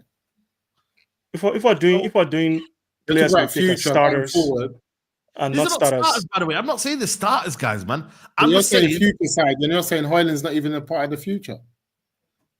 I can't lie, bro. If he was, I mean, are you telling me after a gap today? Yeah, he scored a goal, tapping. What did he do after? I think as much as I don't like Conan, I think with better tens, we'll see a lot better than him. No, This is what I'm saying. Like, I I had said this this debate. yesterday, and everyone I had got this on to debate me. No. with You someone. yesterday told me that I Ham's on shouldn't the criticize floor, him man. for I don't not know. feeding the ball. No, I'm I said to you you might that the have main listened. problem will be the tens before Deal with it Hoyland. now, man. That's what I Deal with said. it now. I said Yeah, that. but- I said yeah, we're but this- prioritizing our problems. So I said the No, main I problem. don't If we've believe got a problem with the in tens, then we time. shouldn't have a problem with Hoyland first. That's So what I said you yesterday. don't think United should be going with United? It should be starting Hoyland next Saeed, season. you know what it is. Saeed, this is what it is. I think. That's the question. Are you What, ready what you right say? now for Hoyland to be our starting number 9 next season? Are you ready for that? Saeed, do you know what the problem with this That's the debate question, is? No, but listen, Saeed, the problem with this debate is Oh at the my end of the God. day, we all want better players. I'm not protecting these players because I think that they're great and they're going to take us to the next level. My whole point is the overall circumstances. I feel like before the Arsenal game, man were telling me we're going to beat City. City are looking dead. The man are going to beat City. I can't wait to play City. I'd rather play City more than... Now all of a sudden we've lost 2 games. Now all of a sudden, oh my gosh, the players are so dead. 2 games ago, that defense right now, right? I'm not gonna lie. The way they're defending right now, I can't wait to face Kyle Walker. I'm not gonna lie. That's what I'm saying. 2 games ago, we had so. No, but do you know what is all I want to establish has our expectations changed because we feel like the players are worse than we thought? Because I feel like a lot of people are backtracking right now. Listen, guys, How many Guys, can I just ask you a creative? question? Except for you, Brian, because you said from the start you said What from I'm no saying- what no I'm matter saying- Amorim, you don't trust his players. So fair enough. But before What I'm this, a lot saying of us were is- saying we got a good enough squad. Now all What of a I'm sudden we saying- just go What on. I'm saying is that we've got a lot of bench players that are basically starting. United, for me, need better quality. You see what I mean? So if Yeah, Hoyland- we I don't always mind- do I this, don't mind. Saeed. No, no, We've what known I'm this for saying- time. Let me land. What I'm saying is, Yeah. Hoyland can be part of the squad. I don't mind that. To be our number 9, our guy that we should be 100%. relying on, I think it's not He fair shouldn't on him. be. It's not 100%. Saeed, I don't know what you're doing, saying. Saeed, because we've All said I'm we're not saying. winning the league. We're not competing for the league. We just want to be in the top 4 and in the Champions League. And I keep on getting told that this squad is not good enough for the top 4. And I just don't believe it. Who said We're this not. squad is not We're better than simply Liverpool, not. Do you Arsenal, believe it? Do City, you and believe Chelsea? it? We're not good of enough for the top believe it. 4. Of course, you- I Not believe better it than any because of them. I think this squad is better than Newcastle, Aston Villa, and they're trying to get into the top 4. Newcastle vibes are Top four cooked right up. now. Newcastle I vibes think are cooked now up. You are don't. Liverpool, You'd swap him right Arsenal, now for Hoyland. I Chelsea, think City. no. I'm not saying they might not have 1 or 2 players. I'm talking about as a squad. People want to tell me that as a squad, Newcastle have a better squad, Brighton have a better squad. But these are Nottingham not- Forest No, have a I better squad. I know where you Musa. got now. I know where Musa is. So you believe, that this manager should get top 4 with this squad. Yeah, I believe that. We are not better than any of the top And We got him Musa's now, we got energy has him never now. changed. No, this Musa's is it kept now. this energy from the start. I see this is the energy that I wanted from Musa here. Now what you've done is you flipped it. You flipped it now. So now you are now demanding that this manager gets top 4 with this squad. When you can clearly see there's massive deficiencies. Listen, in it's this his squad. first season. Listen, I can understand him having difficulties in his first season and trying to, especially coming halfway and not getting a pre-season. You said If our this squad is better than manager- everyone let me give else's. you 1 minute. If this manager had a pre-season with this squad, I would I be agree. expecting top 4. I agree. You guys I are agree. overrating this squad so much. My God. Well, you're overrating the other squads. That's the problem I- because they're not wearing Man United Oh. shirts. No, You're no, no, overrating no. Aston Villa squad because they're in front of us. And I said Aston Villa was 8th or 9th this season. Right now, I put Aston Villa to finish 8th or 9th this season, so I'm not overrating their squad. Wait, but What I'm Musa, trying to when say- you say top 4, we need to talk about the actual top 4. I don't care about Villa or Newcastle. The top 4 are Arsenal, Right now. Liverpool, City, and Chelsea. Chelsea. The least, so supposedly the worst squad in that, or the least experienced one, the one that probably should have fought for top 4 is Chelsea, and they've adapted very quick and well under Maresca. Chelsea and Liverpool. We're nowhere both near them right appointed- now. Chelsea and Liverpool both appointed new managers this season, and everybody was talking about we should be in the top 4 because they've just appointed new managers, and it's Eric Ten Hag's third Who's season. saying this I'm stuff? just remember going- I'm this. just- Who's I'm just saying going- this stuff? I don't know. I'm not going to pinpoint people out. That was But summertime. based on- How does that matter now? Nobody here had Chelsea in the top 4. I remember this. Yeah. I agree with you. I agree Facts. with you. I thought there was hold on, but Rhino, but that doesn't make the argument right. We have speculated that maybe they will struggle to get to top 4 because of the young squad and the new manager. So far, their manager has done very well. They have a very good 11, and they have a very good squad that they rotate in. Right now, yes, I honestly thought they might struggle to get top 4, but looking at them now, we're nowhere near them. So what if they fall off? So what if Chelsea fall off? Tottenham started the same way, and everyone thought Tottenham's changed hands here, and then all of a sudden they fell off. Rhino, if you know football, you wouldn't rate that Spurs squad from last year the same as this Chelsea. But last season they told us Tottenham's squad's better than ours. I was there when they told us Tottenham's better than us. I was there. Why would a squad's better? I feel like we're changing too much. What are we changing? Is it not valid to say that Chelsea this season is better than Spurs last season? No, not the Chelsea, but I just feel like when we play a game and we start to see the worst of our players, all of a sudden we start to change. I feel like 1 minute we'll say United's definitely better than Brighton and Newcastle. Yes, then when we have a run of bad games, all of a sudden our players are not. Rhino, the best of our players isn't that so good. from today, 7th of December, from today, 7th of December 2024, 7th of January 2025, 7th of Feb, 7th of March 2025. This energy shouldn't change. We're going to carry on this energy all the way to next season. Right. We don't want to see these players. New evidence. Then we have to carry on to the end then. Even if Chelsea fall off, we have to carry on the same energy. Otherwise, we're going to keep going in circles. Under no condition are we finishing ahead of Chelsea this season.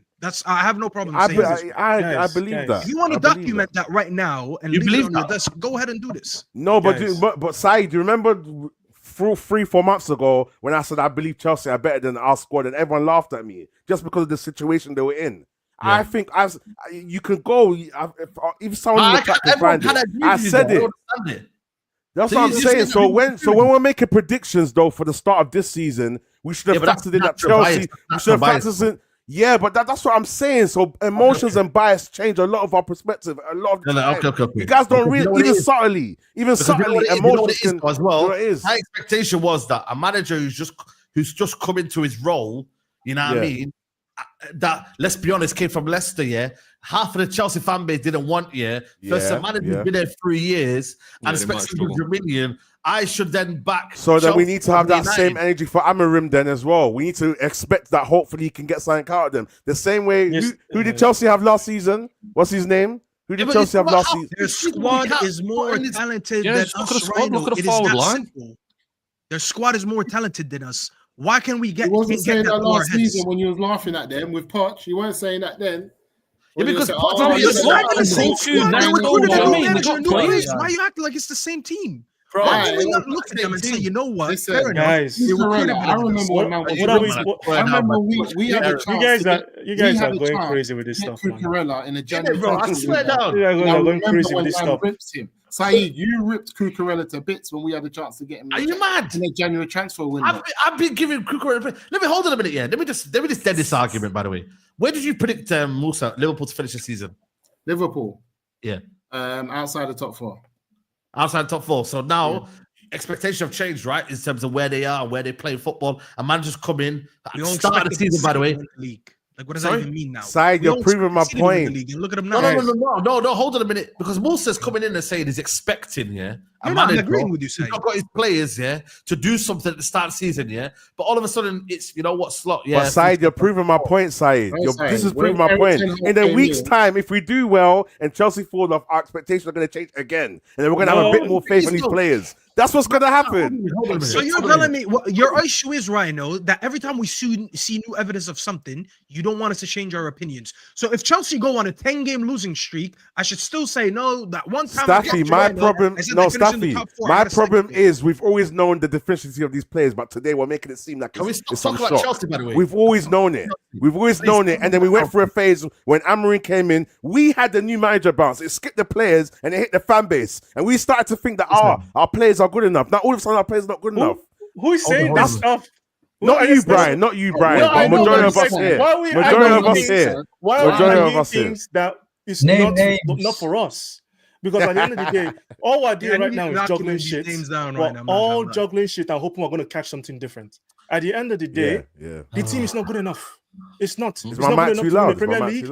And that's all I care about as a Manchester United fan. I don't care about top 4. I do not care about top 4 whatsoever. I'm sorry. So this Brian, whole do top you four feel like mentality- Okay, so Brian, cool. So let's get to cut to chase now. So right now, are we kind of alluding to the fact that we feel like there's no way Amorim can get us even top 5, top 4, even if he somehow figures out a good system or whatever? What are we really saying now? Let's talk real now. Do we feel like there's any chance that Amorim can figure this out? There's No, zero, but- there's zero if chance. If not, we should write off the season. We might as well all do it The together. season- I'm saying focus on the Europa League. I'm saying focus on the Europa Sorry, League. Brian, go on. Sorry, Brian. I want to No, see what sorry, Brian... Saeed, Oh, Brian. the season was written off 2 years ago Yeah. when we sacked Ralph Ragnick. When Ralph Ragnick said we needed to do in-depth surgery, we chose not to do it, and we kept a whole bunch of players we should not have kept. We're seeing the repercussions of that. Whether we went and signed whatever we signed, it didn't matter. We had bad operators at that point. I don't care about finishing top 4. I don't rate any of these players. Marcus Rashford can go score a hat-trick in the next game. My opinion is not going to change. It's the same thing.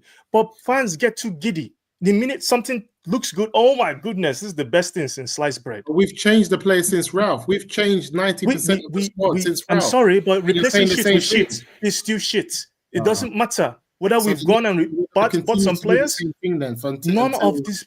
What players have we signed that we are going to be like, oh, this is going to get us to the next level? Name one, just one. Since Ralph left, name one player that we're like, yeah, this guy is going to get us to the next level. Can I Everyone was gassed about Euro, saying he's the next bit. He's going to get us to there. Oh my God, man! Why can't we say that, man? 19-year-old. Why can't we say that, bro? I'm finally going to sit down on this stream because you guys are tired, man. Yo, that's a Brian has never sat He down. was dancing when we Oh, you Euro came killed in. him. By the way, can I just say something, everybody? Yeah? By the way, yeah, can we just say something? By the way? Yeah? I never rated Rashford. I never rated Bruno Fernandes. Yeah, I said Garnacho was never a starter at this football club. I never really rated Hoyland. I never wanted him at this football club. I never said that he should be a starter. Yeah, let me just give this guy 1 minute. Let me give this guy 1 minute airtime. Go on. My club's name. I'm watching this stream and you talking Chelsea. Yeah. Why are you we talk mentioning my Chelsea. club's name? Why? Why? Don't Can you talk to come my beat man. us? Talk to Brentford. Why are you man mentioning my club? We're not involved with you. I already relinquished this Mud Brothers contract long time ago. I said no. We're not involved. We're not talking anymore. We're not friends. We're not colleagues. We don't talk. We don't discuss. You need to talk to Brentford. You man lost to Forest and I'm hearing Chelsea's name. You can't compare yourselves to us. You don't have. Who are you? Who are you? Who are you? Who are we? Who are you? Chelsea. What are you? mean, You're who a are we? manufactured club from a rich Russian billionaire. You're nothing. You're nothing compared to Manchester United. You better Get the fuck out manufacture of some here. wins. What You do we better need you for? manufacture some points, What do brother. we need you for? You Why better are you here? manufacture some Why are you pride. watching a Yeah, Manchester your United city's in stream? tatters, bro. What There was are a you storm doing in here? Manchester today. Come chat to yeah? me when you and win you, man, 20 Premier League titles. Get the fuck out of here, bro. What do we need you for? Leave me on the Get screen. out, get out. Scream with this guy, bro. Get out. What do we need you for? Okay? You were shit last season. You want to chat because you have a team Brother, this season. Brother. You let our Honestly, young, this is you nonsense. let This is our what young you guys do on Cobham- YouTube. You let This our is what young you guys do on Cobham YouTube. graduates, Ola No Ayla one cares and Callum because you're Hudson-Odoi, suddenly playing knock some you type man of out football today. this season. Knock you man out You are today. Chelsea. You should have You have postponed no your right game. to talk Did to you not think Manchester Leicester's from United. Liverpool? You have a You know shit games are club. getting postponed They up in don't the north. You respect should your have club. postponed your game, bro. Your club is shit.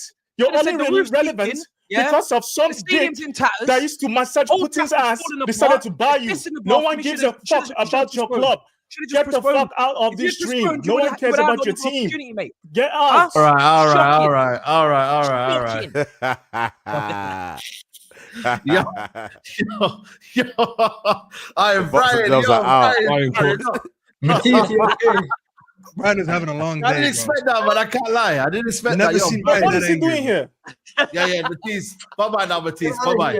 See you later. Nah, See you big later. up. See you later. Yo, guys, yeah. So I'm gonna go back to the point, yeah. Shout out to Matisse, yo. Where's Musa? Musa gone. Okay. I never rated these players, innit? So where are we getting all this nonsense from? All right, Sai, can I stop you right there? Okay. Where do you rate this? So you said 5th, 6th. Do you still feel like 5th, 6th? Let these No, angry no. questions around the I- family. No, Listen, Staffy. No, this is very important. Do you still feel like we're 5th, 6th right now? No, we're 30 for a reason. I've said it in my match preview. I said it Okay, in my so review. now your expectations have changed Basically, my for me, you were on what Musa was on before, saying we're 5th, 6th in the league. Now you've seen us play; it's gone down to 30th, and you think we deserve that. Yeah, because so right why now, did you think 5th or 6th before? What was the whole reason? I said for me, yeah. Knowing we have Garnacho, knowing we have Rashford, knowing we have Bruno, what made you still think 5th or 6th then? Yeah, because I thought that this manager would get a tune out of him. I thought, you know what, we're level of coaching. Hold on a minute, let me land. Okay. I came in and I realized, you know what, if we could get 6, yeah. By the way, 6 is bad, very bad. By the way, I don't know why you're not going on like it's a good thing. It's not a good thing. So I came in thinking, you know what, if we could go and get. By the way, I said 8th to 6th. By the way, I said anywhere between 8th and 6th. But for me, the Premier League is not my concern. I said win the Europa League. Forget the Premier League. So my expectation was not the Premier League, nor was it top 4. I said win the Europa League. Our best bet to get Champions League football next season was through the Europa League. So we could go talk about semantics. We could talk about 6th, 7th, 8th. It's all can I ask you a question then, so based on that Europa League? Europa League or bust. All right, so who's the top outside of us? Who's the best 2? Who's the next 2 best teams in the Europa League? There's Frankfurt. There's Lazio. There's Tottenham are in there. Wherever people like this. Okay, so those teams that you just selected, do they beat every team in the Premier League from 6 downwards? 6 downwards. Yeah, from 6 downwards. It depends. Frankfurt and all these teams. The different leagues. You know, we don't know. We will never know. What you can say is one team is Europe, one team is not. But Saeed, that's what I'm. So what's your question here in terms of United? My whole point is I'm trying to gauge where you're at, where you think this squad is, because I feel like it keeps changing. Well, I mean, you have hope because you think Amran could get a tweak out of them, but why do you think Amran could get a tune out of them when the players are so bad? Saeed, that's I wanted to address something at the beginning of the stream, right? Before I even came on Thursday. Our team is not good enough, right? I feel as a fan base, we care so much what other people chat. What other people say, I don't care. Mark can come. What's Mark coming here calling us shit? I know we're shit. We are shit. And I've already said Manchester United fans should accept the fact we are poor. We're a poor team. But when you say we're not good enough, we're not. You have to finish it off. We're not good enough to do what? We're not good enough to do anything. Our squad is poor. No, you have to finish it off. Brian generally just doesn't rate us as a football team. We are not a good football squad. But we have to understand we're not winning the league. So the question I want to understand, and I said this to you, Saeed. Okay. I'm happy. Remember, I said this to you, Saeed. I'm happy for Amrin to be the man before the man, because I know where we are. Well, that means you got an agenda then. No, because I'm happy. No, because I'm happy for Amrin to come in, set United up, give us a style, get us playing, get us consistently in the Champions League, and get us competing. Arsenal have not won anything. They've just consistently got into the top 4 and started to compete. But they haven't won anything, Saeed. This is why everyone's onto flipping Arteta, saying that they've regressed in the style of play that they're doing. They went from being attacking, then they went to defensive. Now you're calling them Stoke FC. They haven't won anything. And the fan base are also doubting, is he the man? Because Slopp's just come in at flipping Liverpool and he's at the top of the league, 8-7 points clear. And they're thinking, hold on, Arteta, you've been here 7 years and you ain't done anything. Okay. So where are we trying to get to? Okay, do you believe this United team can build consistency to get to the top 4 now to the end of the season? No. That's a question. No more top 4 talk. That's a fair question. Do you believe United can build consistency? Okay, tell me, explain to me how they can build that. Explain to me. Based on what you've told me this manager's about, if Amrin is the man that you say he is, I've not said anything about, bro. I've literally just said we got a new manager, we got a new start, and we will aim hopefully to be a better team. How many points are we off the top? Okay, cool. How many points are we off the top 4? It's a lot, bro. He generally tell me. Okay, I'll check now. I think like 8 points. Is it 8 points? I think we so. are so finished. Man City, we're behind Man City. Yeah, 8 points. 8 how points. Many points? 8 points. And how many games are left? And how many games are left? I don't know. We played 15 games now. 15. So there's 20 some. How many games left? About 20. 24 games. Yeah. So there's 24 games left. And you believe United can build consistency? And 8 points off the top 4. And you want to tell me that we can't. Again, you're just dealing with. And no. I just don't get it. Hey, we've been supporting win games back to back. No, but I've just seen between, I think it's 3rd or is it 2nd and where we are, there's like an 8-point difference between so about the 8, 9 question teams. is, Musa, And teams keep on Musa, losing. it's not just an 8-point difference. We are poor. We are poor. I don't know how Listen else to listen, say you're missing this. a point. You're missing a point. When I look at these other teams like Newcastle, drawing with Liverpool, losing here. They were 8 points off City. Why would he keep mentioning Newcastle? Musa, No. Musa, let me ask you something, Okay, Musa. cool. Let's talk because about this is gonna- City's. Okay, let's talk about City's last 7 games. They won one of their last 9. Okay, They so won- they've been yeah, shit okay. for 9 games. Yeah, And we're still 8 points behind. They've won 1 in 9, and we're So still they 8 points behind exactly. them. They went through Yeah. one of What's their the worst point then? periods. One of the Yeah. worst periods since Pep has arrived to England, and we're still 8 points behind them. For Of you to course we're tell 8 me, by points the way, behind in this Of moment, course. Musa, that we're in, for me to Yeah. finish ahead Man City, it means that I have to cut an 8-point gap, which means I have to win 3, they lose 3. Okay, so Sorry, there's remember what I 25 said games to you left. the other day? Go on. One second. So let's say we win the next 3, they lose the next 3, we're ahead of them by a point. That means that after that, I have to go head to head with them in 22 more games and have a better record than them. Who in their No, that's- right mind will you sit know here what? and say Manchester United could have a better record than Manchester City over a course of 22 games? That is Remember what I simple said to to you? say You that. see what I said to the man, and this is what I said again. If we have this mentality of that we can't finish in the top 4 with 24 games left, being 8 points off, we might not finish in it. But we have to put ourselves in a position that if the opportunity arises for whatever reason, because nobody You don't think we So won I that? have Alessandro Martinez no, but today. you're giving everyone a day off. You're like, no, we should. No, I'm not. I'm Musa, literally. I'm seeing my goalkeeper throw the ball in the back of his net today. I'm seeing Lisandro Martinez walk the ball into the back of our net. And you're asking me to believe that this team, when the opportunity arises, they will go ahead and finish. So top what's the 4. manager That will doing not here? happen. That will So not what's the happen, manager Musa. doing? What are we talking The What's about? manager's Amrin the doing? reason that we're Has to come on the conceding stream, goals man. today. What's Amrin doing? So what's Amrin doing here? Wait, what is the manager meant to do when the goalkeeper Man is them. literally diving the wrong way? Okay, Nelson, let me quick question. When everybody saw the lineup today, what was your thoughts? I hope we win. Answer that. Answer that. Answer that. I said Everybody saw the I lineup hope today. we win. What was your Every thoughts? single game we go into as a from the Manchester United manager's fan, point. When I everyone said saw I hope we today, win. We are Yeah, not you good hope. enough to No, go but into Now, When Brian, the you line- answer as a cheat code. You answer as a cheat code. Everyone else answer. Everyone else answer. Well, Everyone else Rhino, answer. well, you know what? We had the predictions before, didn't we? We did the predictions yesterday. We all predicted that we'd concede a goal.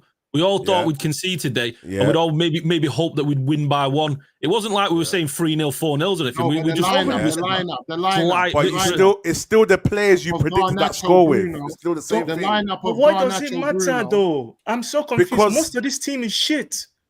Then What why does it predict a matter? win? Why predict a win if the What's team's the shit? matters? You know, Because fans are going to predict wins. You're mad. There are people next week that are going to predict we're going to beat Manchester City. We might beat them. We might, but that's just a prediction. Who cares? Nah, Brian, don't Raise do the that because you don't quality like of it when we the talk about team in people. Let's talk about reality. When you us. saw- Let's talk about us. All of us here with the shit players thought that we're going to beat Forest. I was the only one that said, what if we could lose? You never know where our rough moments are going to come. You lot all said, all right, no. Because I know these players. That's why I said to you guys, there's a feeling that these players can let us down when you guys don't expect it. Forget that. You guys What do you all- predict? What do you predict? Yeah? I said that mine was more of a hope, though. I said, Rob, we should be able to win 2-1. But there knowing you these go, players, then. So but you you did the never same know. thing as us, But and I'm then not you're calling but I'm us not out. here back. But I'm not on what you lot are on, though. You can't use that same argument. You just giving a You lot are prediction. now saying the What players are was on? shit. I didn't say the players are I'm not shit. letting you do this. I'm not letting you do this. We I'm just not said letting you do they're this. not good No. enough to Let finish me top land. four. Let me Go on, land. Saeed. You're not letting me do what? Not letting me do what? Not letting me do what? Yeah, you predicted Man United to win. But the context to my win is different. And no way, but Saeed, I still. But Saeed, wait, Saeed. Wait, Saeed. Saeed, wait. Saeed. You do this. Forget the context. You said to me 2-1 yesterday. Yes or no? I said 2-1, and I also threw in the factor that these players do. Bro, you just No, said to but me 2-1. no. I said 2-1. You said 2-1. I don't get what Okay, you're doing here. but Saeed, the you difference doing between that, me and Saeed? you, is that the same There's no 2-1 that we both. Wait, the Oh difference my is that you're now writing up the same players you predicted 2-1. I'm not. That's the difference. So who's more That's the difference, bro. What's the argument It's here? a prediction, man. Listen, You're my whole arguing point. this. Okay, You're arguing wait. Saeed. Okay, wait, Saeed. Was I the only person? Wait, you, Saeed, wait. When you bet, Saeed, was I not the only person? No, hold on a minute, Milan. When you predicting now £50 on Man United to win 2-1, yeah. You go to the betting place, yeah. 2-1 United, yeah. But you go up to them and say, hold on a minute. You man put your pinkies on it. I didn't. You man put your pinkies on it. I didn't. Because when I said that we could lose, you kicked me out the stream. When I said we could lose, you are such a fraud, Rhino. I predicted, but I said we might lose. We all Saeed, at the start of the show, Saeed, at the start of the show, you put up the comment and said Rhino was right. Do you know why did you put that comment up at the start? At the start of the show, I put any comment. No, don't say that. Why did you put up Rhino was right? Why did you put it up? Why did you put it up? Bro, I put any comments. Hey, okay, this is my last thing I'm gonna say. I'm allowed to make a prediction, but know that we can still be let down. You guys said, all of you said that there's no way we should be losing. No, we didn't. No, wait. I'm the only one that factored in that we could be let down unexpectedly. When people make so that allows me to lose. We all agree. No. When people make predictions, I don't need to follow up with my prediction saying, oh, by the way, my prediction might be wrong, because that is common sense. No one in the world makes a prediction. But you should think that because of how bad these players are. Because you think the players are so bad, you need to have some. Why do you have so much faith in them then? If they're so bad, why do you have so much faith? Oh, by the way, when I make a prediction, Onana might tomorrow throw the ball in the back of his neck. No, Staffy, don't do that. No. Because what you guys did, do you know where you guys failed? You guys made expectations. You guys had expectations. No. That's different. You're moving like you expected us to beat Forest.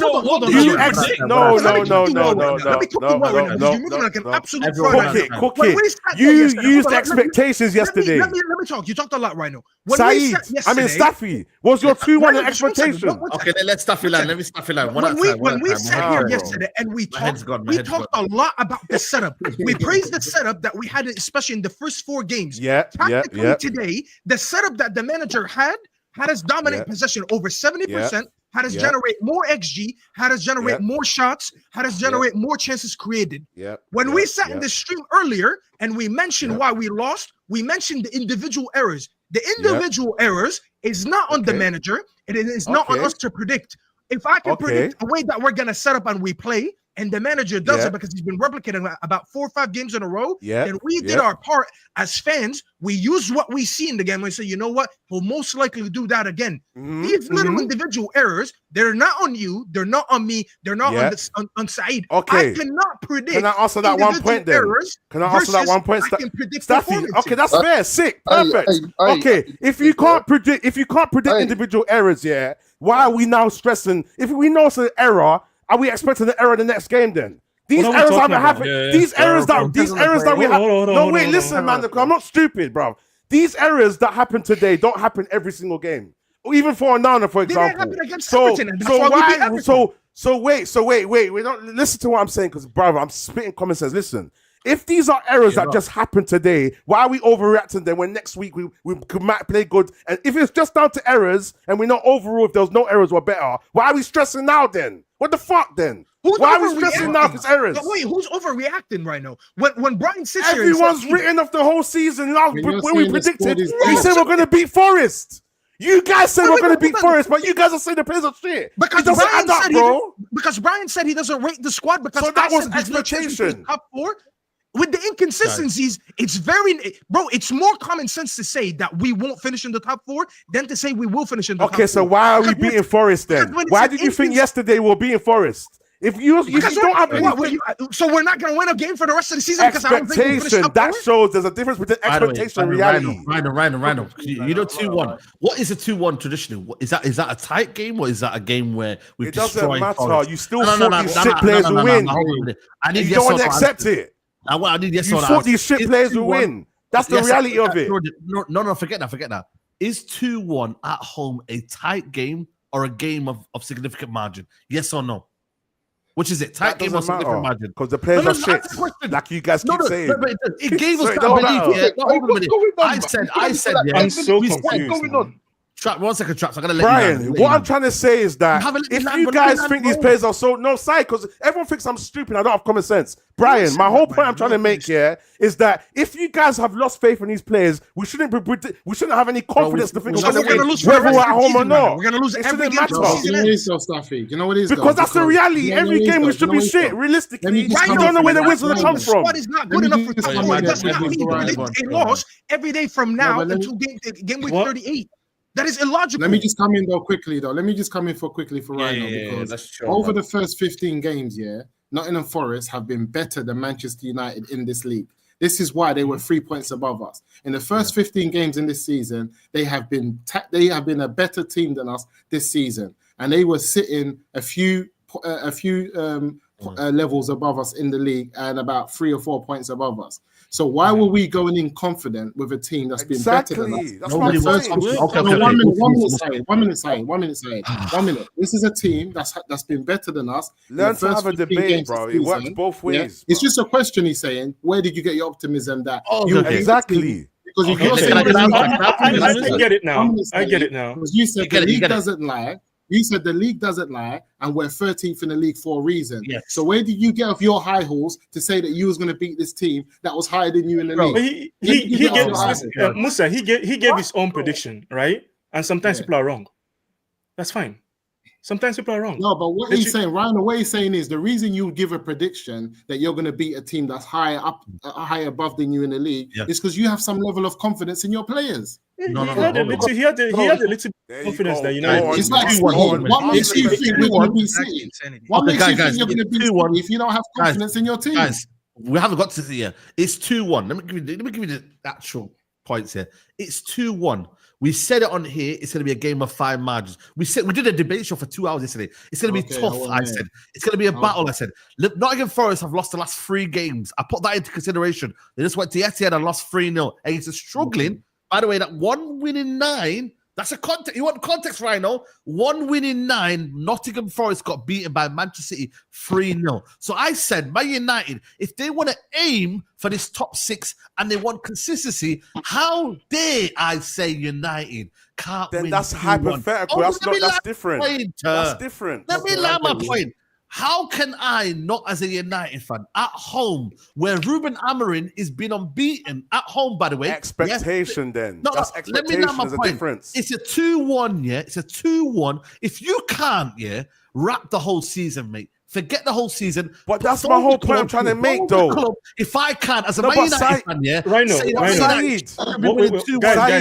But Saeed, that's the whole point I'm trying to make. My whole point I'm trying to make is that at the end of the day, we have to pick a side. We either sit the fence or we think the players are dead. No, but Saeed, please listen to me. No, please listen to me. Trust me. We all have. Listen to what I'm saying. At the end of the day, if right now the way we're talking, our predictions should be based on what our faith in the players. It shouldn't be based on what we hope. It should be based on. There's 2 ways we can predict. We can predict what we hope, or we can predict what. You know what? One day Rashford might let us down. We're going to lose to some dumb team. We've known this since before Ten Hag. Okay. So my whole point is, from now on, if we're going to sit here and say that these players are dead, we might as well just hold and firm that energy to the end of the season. Because nothing's really going to be consistent. For every game for the rest of the season. That's what you. But that's the reality of it. Because we can't rely on these players. We can't rely on these players, bro. I know. I could say my team's not good enough for top 4, and at the same time say, you know what, we might have enough right now with the form that we've been in the last few games under Amorim to get. And I predicted a 1-0, by the way, so I don't think there's anything outrageous on that. When I look at that, I'll be like, you know what? I don't think we're that good, but yeah, we can beat Forest because Forest is a team that lost. They lost 2 of their last 3 games. Why can I not predict a simple win against them? You acting like I predicted a win against the league leaders. In Liverpool, why are we doing this? And then you're telling me. Before you go, Brian. Would anyone here after a 2-1 say Man United are back? By the way, no. United are back, bro. United could have won 5-0 today. We're not back. Exactly. It's calm anyway. I'm gonna wait till a couple weeks and then we're gonna come back to this whole thing. I know what I'm doing anyway. What are we waiting for? We don't know what's gonna happen this season. We're gonna have highs. We're gonna have lows. The coach said it himself. We're just gonna have to ride the highs and we're gonna have to brave the lows. It's that simple. There you go. That's a different conversation. That's a different conversation. Rhino, people need to be comfortable being wrong. Sometimes you're wrong. Brian, that's not the problem. That's not the problem. My whole problem, my issue is, at the end of the day, where fans were emotional, we're allowed to flip from whatever. My whole thing is, if today we are all officially saying that, you know what, Amrin needs to get rid of basically most of these players or half of these players or whatever, there's no way we can have a consistent. We said that on the Ten Hag, though. Everything. But that's what I'm saying. So where's the line then? If we're going to believe in Amrim, we have to hope that somehow he can get something out of them. But the way you lot have written it off, there's no way Amrim can fix this then. Hold on. Hold on a minute. That's why you're wrong. That's why I want to know where do we fix it? Who said he can save every single player in this football? You know who fixes this? You know who no, but Saeed, that's why yesterday I said we need to focus on our team issues rather than player issues. Because there's loads of systems that can protect a lot of players. Yesterday, we said the players weren't good enough, Rhino. Yesterday, we said the players but you still predicted 2-1, though. Bro, you know what? Griggs, go on. Griggs. Yeah, let's move on. Let's move on. Get Amrim to somewhat get something out of these players to fix. There's nothing to fix with these players. He knows it. The players know it. The board knows it. Ratcliffe himself will probably say this team is shit. Now let's write off the season. Forget Amrim. Simple. Don't look at Amrim. You look at Barada, you look at Wilcox, you look at Ashworth, and you look at Sir Jim. But nothing can happen till December, to the transfer window. So what are we doing here? Bro, the season was cooked the moment we kept Ten Hag. The moment we kept Ten Hag, the season was cooked. Simple. We panicked. We kept him because of the FA Cup. We spent a whole summer. We had a shit summer. That's true. I agree with that.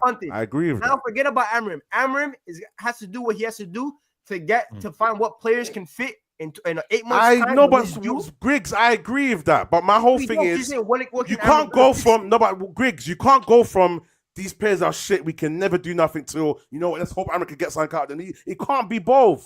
We have to have some sort of logical thinking. I think I know what players Amrim can get something out of. Yeah, and I know what players need to go. So with okay. So Michael, so Griggs, from this point on. Based on everything in context, where do you think what's the best we can do in this season? What's the best thing we can do? I think I've said it from September. You don't need to put other eggs in the Europa basket. That's what I said. Yeah, simple. The Premier League. We said that. There's no easy game in the Premier League for a team like inconsistent like United. There's no way we can make top 4. Yeah, this league is way too tough. Forest away 18 months ago was an easy 3 points. Now they didn't outplay us at home, but they gave us a tough fixture. Bournemouth, by the way, it's their first win in how long, guys? I don't know. 1968 or something like that. 1968. But Rhino, we can't say that we can win 2. No, but Saeed, let me read this. Now we're gonna move on. We're gonna move on. Problems. We're gonna move on. I'm gonna read the super chat. We've always get super chats in. Before you go, Traps, let me get the super chat before you go in. Before you go in, Traps, I'll let you come in. I'm gonna read the super chats. Encanto FC, we don't talk about Bruno. Van Nistelrooy beat Forest. Nuno outclassed Amarin. Craig says most of our current 11 isn't good enough to bench players. I think we need 6-7 to even get a sniff of top 4. Paddy says, big up the panel. Let's talk facts. He never progress with Bruno, Rashford, Garnacho. We all need to hold the L when you lot said we have a good enough squad. Exactly. Tayfun says, said that, bro. Mandem, you man like 5 years worth of excess recruitment to even get close to Liverpool, Arsenal, City. You ain't even top 4 for next 5 years minimum. Saeed Panel, why do you want Champions League football in Amrin's first season? I don't want Europa top 4 anything, as Amrin needs time, a lot of training. Outside looking at you need a striker at 10, profile, 2 wingers, backup for Euro, backup for defender for cover. Right now it's top 6 at best. Ash Musa, I love you, brother. You said this squad is a great squad and we'll get top 4 when Eric Ten Hag goes. And guess what? We're all blinded with those shit players. Tiang says players are not 13. Amrin's style of play is new to them. Honestly, he should have come in the summer when you get players that suit his style. Man like John Legend. Big up O says, we scored 50 goals 7 days. No one's calling us Stoke but rivals. Don't stress about us. Focus on interim Amaran breaking records. Mafio says, Areola came to Bournemouth and improved them away, but Amaran can't do it. Why? This feels like a mainstream Mandem. I predict I grow hair. There's a chance I'm bald. The stream more entertaining than the game. This Rhino bro speaking fact deep what he's saying. He's taking instead of mobbing him. Manager picking the front 3 again is inexcusable. Style of play, shite, win games, manager keeps job. Saeed, bring Ten Hag on the stream. And manager bounce sponsored. Yeah, that's crazy. That's what I'm saying. When Ten Hag left, when Ten Hag left, we all thought the next guy in can definitely get more. That was our point. But there's definitely a manager. That's what I'm saying. So I know not to be crazy and whatever, and win the league or whatever. Traps, Come in a different agenda. Let's not go back to the other argument. I can't believe what's going on here, bruv. Like, yeah, we lost to Nottingham Forest, yeah, and it's complete head loss. Like, what's wrong with you lot, man? Bro, blame Rhino. I'm not gonna lie to you. No, he's on my side, bro. He's on my side. Listen, let's be honest about it, yeah. Nottingham Forest, yeah, they've gone to Anfield. That's where they won there, didn't they? Yeah, they won there, yeah. They've gone there, they won there. They're a good outfit, yeah. Your manager's come in, yeah. Everyone's, like I said, I don't know enough. I didn't know too much about him, but he's come in and he's tried to lay down how he wants to play. He's not bended, he's not folded. So that's one thing, yeah. So why is man even bothered about results and digging out players? Because it's the cycle. It's like we lose, you blame Bruno, you blame Ineos. Thank you. Yeah, and then the cycle continues. Like all the players say all the players are shit. These shit players, this, that, and the third. But the reality of it is that these players are not going anywhere now. That manager, yeah, that is in the dugout right now, has to find a way to make them players play for him. He has to find a way. Simple as that. That's his job. That's what he's supposed to do. So when people are sitting around there saying, "Oh, this one needs to go, that one needs to go. You'll never win this with this one. You never win that one." Bro, that is not your objective right now. Your objective now is to get the players playing the system that he wants to play. And then you can think about upgrading players. Because it doesn't make any sense. Like, even if the players go, who do you replace them with? No one knows because nobody knows, because at the end of the day, you have to he has to put it this way. The squad he has now is a better squad than he's got at Sporting. So he has to find a way in it. Is it though? Is it? Of course it is. Bear man said that. Of course it is. And I'll go and find receipts. Bear man said that. It is better. Come on, keep it real. Of course it is. Sorry. Did I get Theoretically, a complete head loss after 5 games. Yeah, when your manager's just come, sit down, yeah, buckle up, and watch and watch the ride, did it? Because right now, there's no sample size. There's no evidence to say whether this manager is a failure or a success. And the key thing he has to do is identify who can play system and who can't. It's as simple as that. So when a man's talking about man losing the ball or whatever else, that's irrelevant right now.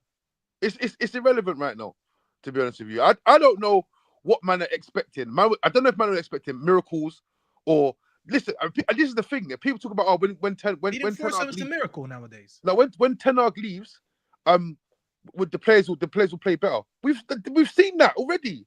We've seen it already. The players, the performances have improved drastically, I would say. But at the end of the day, it's not perfect. Like I said, the lit for me, I don't know how Saeed you're thinking about the lit going into flipping go as the future, because that guy's flipping trash. But that's why. Hey, yo, Chavs, Gregor pressed me yesterday. Chavs, why are you so reactionary, man? Relax yourself, man. That's crazy. No. And told us there's no need to panic and call people trash. But then he went to say it and say, why do you like the lick? He's trash. It's so like you contradicted yourself in less than I didn't contradict myself, because the thing is with the lit, is that you've been reactionary and then you called us. No. The thing about the lit is my opinion on the lit isn't come from today's game. Yeah, my opinion about the lit comes from you go to Juventus, you go to Bayern Munich, you fail. Yeah, you end up here. This is so. What am I expecting? As a man expecting to just turn into Virgil van Dijk overnight? I actually agree with you. I don't want him that high. So, I'm just calling out. That's not my opinion. My thing is that cool. Yeah, I just don't think like all right, cool. They needed a defender. They needed another defender. They've got him in. Whatever. Yeah, but for me personally, I don't think he's better than Harry Maguire. I don't. And that's the reality. And when you're saying, because Sage, you see, you said something as well, earlier. You said something about, so what did you say about Harry Maguire? You wanted Harry Maguire to play. What did you say again? Something about Harry Maguire. You don't want Harry Maguire in your team. No. I don't believe he should be starting over De Ligt. I said. Did we buy De Ligt to be a starter? You don't believe he should start? Exactly. We didn't buy De Ligt to be a starter. He shouldn't be starting over De Ligt, right? But you said no. You said something along the lines of like something. Harry Maguire. Yeah, I believe De Ligt is better than Maguire. I said, yeah. De Ligt is a better player than Maguire. What are we doing here? De Ligt is a better player than Maguire. What are we doing here? Is that not upgrade on Maguire? Yes or no? No, I don't believe. Talking multiple title winning De Ligt against Maguire. According to Greg. I will take. No, this is the thing. Multiple player of the seasons. It's a small. This is the thing. Man are sitting there screaming about focus on Europa, focus on Europa. So what? You want to focus on Europa? Bearing in mind, yeah, like this, well, people say that the squad shit, yeah. So cool. No, but Europa League's different, though, man. No, cool. So you focus on Europa. Competition. So you focus in Europa. You get in the Champions League, yeah. You get knocked out in the group stages again. You're going to be doing. That's so you don't believe in the manager, then, isn't it? That's on you, then. First of all, no, Saeed. Saeed, this is what I remember. I talked about this. I told you I don't care about getting into the Champions League because this team isn't good enough. We're not good enough. I don't. Whether you rate De Ligt, whether you rate Maguire, honestly, it doesn't matter. At the end of the day, 3 years from now, we're going to need better to win the league because that's Ineos's plan, right? Ineos is what our how many year anniversary? They want to win the Premier League. We need to replace all these guys. Arsenal did it. Chelsea did it. Man City did it when their rich owners came in. Ineos need to find a way to replace all these guys. End of story. There's no point trying to pick the mold out of the bread. There's no point. Like the bread is done. It's done. Just ditch the bread. It's not a question of me not believing in the manager either. You know, I don't know. Like I said, I don't know enough about the manager. It's not. I'm not doing this blind. Why are we talking about managers? What is the matter? Idios, man. Why are we all focused on the manager for? I don't get it. Why are we focused on Ineos? What can Ineos do right now, bro? Are you kidding me? No, but no one can do nothing now. The only person that can change now is the manager, bro. Hold on. We're in here now. The coach has left the station. No more passengers can get on this coach. The coach has left the station. We're going to our next destination. Hold on. They are part of the reason why we're like this today.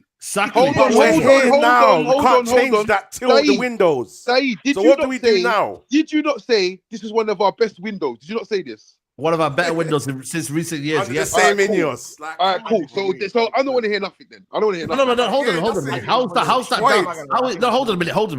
Why is that the same as? Because if they had the best transfer window, you're blaming the fact that we're in here now, but they're giving us our best transfer window. Which one's which? Make it make sense. Look at this. This is crazy analysis, man. What are we doing? A manager that should have been sacked, yes or no, in the summer in Ten Hag, yes or no?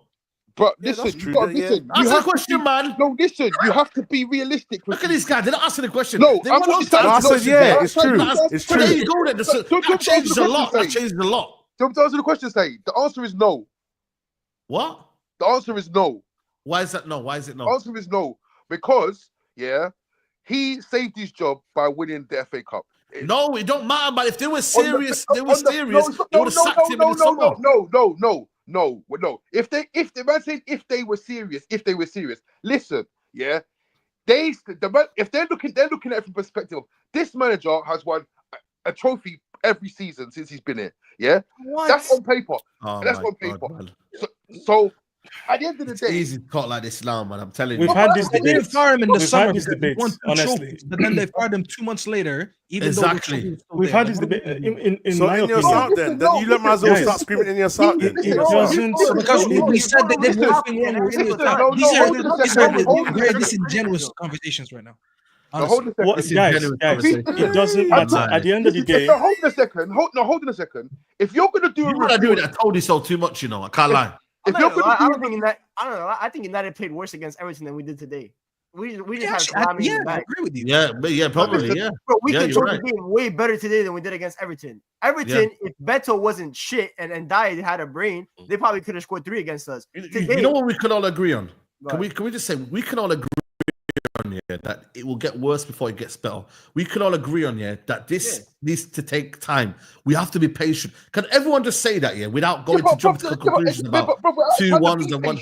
We're out here trying to be patient, and there's man going mad on streams and that. Like, no, because obviously we're talking about the game today. Like we can be angry. But it's all part of the patience, though. No. Hold on a minute. It's just not good. Patience for who? But I said that though. We might as well wrap the season. You can be angry. Clarity on who needs patience. Yeah. You can right? be angry. Ineos needs patience. Cool. Yeah. Cool with that. The manager needs time. Cool. I'm cool with that. The players, though, especially those that have been here for 6-7 years, do not need patience. I don't need 50 games to tell you Bruno Fernandes cannot play in the 10. Like, guys, we've watched football. What are we doing here? Yeah. This is where I'm frustrated. So what's Ruben going to do about it then? There's nothing he can do about it now. Wait. So how? What today? What's the date today? It's the 7th. It's the 8th of the. It's the 7th. 7th It's right the 7th, now. Yeah, it's the 7th of December. Yeah, tomorrow's the 8th. On the 8th of December, what can Ineos do about Bruno Fernandes? This is my No. That's all I'm saying. That's what I said. That there's patience for Ineos, there's patience for the manager, but the reality, because here's the thing: the people, why we're going to struggle? Why are we going to struggle? We're all saying we're going to struggle. Why are we going to struggle? Because we know our team is not good enough. The problem is we have people in the fan base that will come and tell you Rashford is the best thing since sliced bread. Bruno Fernandes is the best thing since sliced bread. The rest of the team, they rate them very highly. Martinez is very good. So days like today, when we struggle and when we fail, we try and explain to them, this is why it's happening. But then we keep being told, but you're just holding the team accountable. Like, guys, we're struggling because of X, Y, Z. But there's like today, we get told we're bad fans, or we'll get criticized, or you hate Bruno, you hate Brian. Rashford. This is the thing, though, Brian. I have never said that. So the same way you keep getting onto me for addressing things you haven't said, you're doing the same thing back. My whole point is, let's try and think of a way that we can try and still be in the middle, even in these streams. Because right now, there's nothing we can do to change the players until maybe January we might get one win back. And there's nothing till next season. So what can we do? Where can we put all our energy in to hope that we can get something? What do you think is going to happen the rest of the season? So you said Europa. I'm not sure because that's the thing. I can't trust this place. I don't know. 1 minute we have good. 1 minute we have good. No, but I'm sitting on the fence because I believe Amarim's wisdom. No, Saeed. But Saeed, can I explain why I'm sitting on the fence? I'm sitting on the fence. But Saeed, I'm sitting on the fence because my belief is in Ruben, because I think he's very good, but I know these players have let us down. So I'm trying to find a middle ground to just hope that Ruben can succeed. Let me tell you what fan base needs to do. Everyone's saying the same thing, bro. The fan base needs to make it clear to Ineos, Amorim is our guy. Back him to the hilt. End of story. That's all we need to do. Called him out today, so it's not we're all we do. We can't, I know that, man, then, but we can't do nothing now. So let's try and shift our energy towards what we think can hope to get better. The fan base saying that Amarim's our guy. What's that going to do? This still doesn't do nothing. It does a lot. Yeah, what you have to remember, what fans need to understand is, you see, Amarim, that's Ineos' guy. That's their guy. Yeah, that's the guy that they wanted. Yeah. So do you understand? They're going to support him. I don't know. The reason why I say that is because our players are very clever. They know how to tactfully start throwing the manager under the bus. Whether it is via performances. I'm not hearing this, man. No. Let me finish. Let me make my point. See, no, this is what annoys me about United. Let me make my point. Stuck in the past. It's not about being stuck in the past. Forget all of this. When you have players that have been here 5, 6, 7 years, it doesn't matter. It doesn't matter. The club is stuck in the past. It doesn't matter. You need to get rid of these players. Yep. It is important for fans to say this. Yeah, because we've been shouted. We can't do nothing now, Brian. I'll just make a point very clear. We've been shouted at. We've been criticized. We've been called bad fans for several years. I've said these players are not good enough. Marcus Rashford 101 on Twitter will come and tweet you, you're a horrible fan. You're bad. You're terrible. Yeah. Or other people will shout you out. Other clubs went through this, and they're better for it. But if you mention it at Manchester United, you need a clear out. You're a bad fan. So, Brian, do you think Ruben's going to be able to drop? Do you think Ruben can drop Bruno and Rashford then? I think he can. You had faith in Ruben. Okay, so let's have faith in that and see what happens over the course of games. Because if he doesn't start dropping Bruno, we've got a bigger problem. If right now you believe there's another issue, we're going to have a bigger problem then. And then the alternative is you play nothing. I just don't understand how exactly. Sitting down and saying players are not good enough, this, that, and the third, yeah. The contract's meant to be ripped up, and then the manager's meant to sit there with no players. The managers. No, that's why I said. What I said is, you put them, if you have to, put them as squad players But the problem is, we are literally having squad players that are Saeed, starters, not and that's one the of these problem. players. Amorim can solve Saeed, that not right one of now. these- Only Saeed, Amorim not can one solve of that right The problem now. is though, the Saeed, Mount is not a starter though. Today Saeed, you got, not one of these you haven't got players someone are in his there. players. Who Not one picks of the players? not one of them. I don't. You know what Traps, it you're is for saying me? we It's shouldn't. like, What you're saying, we shouldn't say anything until the summer, until the Yeah, winter. that's what Is I'm that saying. What I'm Like- saying, like no no, more but that's streams what I'm until saying. January, maybe. I agree Yeah, with but everything no you more are streams. saying, but Don't I stream feel like until there's January, not- side. That's the only time we no, can sign but players. no, Like, but what are we you doing know, here? stop miscontextualizing what I'm saying. What I'm trying to say is, I get that. We all want that. But right now, like Brian said, let's see if Amorim can start dropping these favorite players, and then we know we're going somewhere. Yeah, but Bro, that's Right not now, what I'm if saying. he doesn't drop them, listen, we've got the this same is not- problem. listen, You know, we listen. had the same problem. You know, I'm so confused. Why are we Yeah, talking right, about but we this? talk. The guy has benched every single player in this squad over the past 2 weeks. except for Bruno, Yeah, he hasn't. started every He single hasn't game other benched than Bruno. Ronaldo. He hasn't benched He just Bruno. took him No, he off today hasn't. after a poor performance. He took Bro, him off. Took him off because he was when we tired, were bro. he You know was what? He went. defending. He went. Staffy, you said you watch his interviews. He said that he lacks players that can recover better. Bruno recovers quite well. He said today he could see Bruno was clearly tired. He had to take him off. He No, said no, a but- lot of his choices are Rhino, made Rhino, him- because of fitness, not tactically. He said it. Rhino, hear He me said out. it, bro. Today, listen, I have to understand that there's certain players that I don't rate, but some of them are gonna play down to the fitness and down to the rotation anyways. So there's probably not a single player that I'm not gonna see in these rotations. However, what I told you earlier, the fact that today, with 15 minutes left, we needed a goal and he took off Bruno, that to me sends a bigger statement than him just getting dropped. Because he did something that Ten Hag didn't do. Every time we needed a goal, no matter what happened, Bruno and especially Garnacho used to see 90 minutes. I am seeing Garnacho being dropped for games and being subbed off for games. That's something I see under Ten Hag. Never dropped. Bruno, Never substitution. when we need a goal, he got taken off for Xerxes and who else? And for Mount. To me, that sends a statement that he is number one. He's experimenting and he's not afraid to drop anyone. Facts. I don't need to see him drop Bruno for a complete 90 minutes to be like, "Hey, there you go, Bruno." He proved the point. He proved that he will drop anyone, and he's not scared to drop anyone. He's already did it with a lot of players. So that's not the only thing that is going to make me feel like that. He's dropped it No, before. but that's what I'm This- saying. Okay, so what I okay. will say with this whole rotation stuff, it needs to come to a point where he needs to find his best 11 and stop. But he's just coming to the job, man. That's why we got to give him time, bro. I'm just five games. You man, you're too extreme, man. 5 games. Players that just came back earlier this week. Wait, do you think we're getting to Ruben? We're not getting to Ruben. You are. You basically are, really. No, we're not. You want it to sound like that, but we're not. Listen, we're trying to say that. There's people today. There's people that are sending super chat saying it's not a the criticism. selection of the top, the front three was wrong. There's people, I swear, in my comments today as I'm doing a watch along, saying, "Oh, he needs to find the 11 that he's gonna pick every game." He just explained to us why he's rotating because of the injuries and the games. How can I expect him to have his best 11 2 weeks or 2.5 weeks into the job? No, listen, nobody said that. No, this is what I'm trying to say. Hey, listen. This is what. Traps. One second. I'm gonna get these super chats in, yeah, and then we're gonna rotate the conversation because we're just revolving. We're going around in circles, man. Fam, we need Avengers to reach top 4.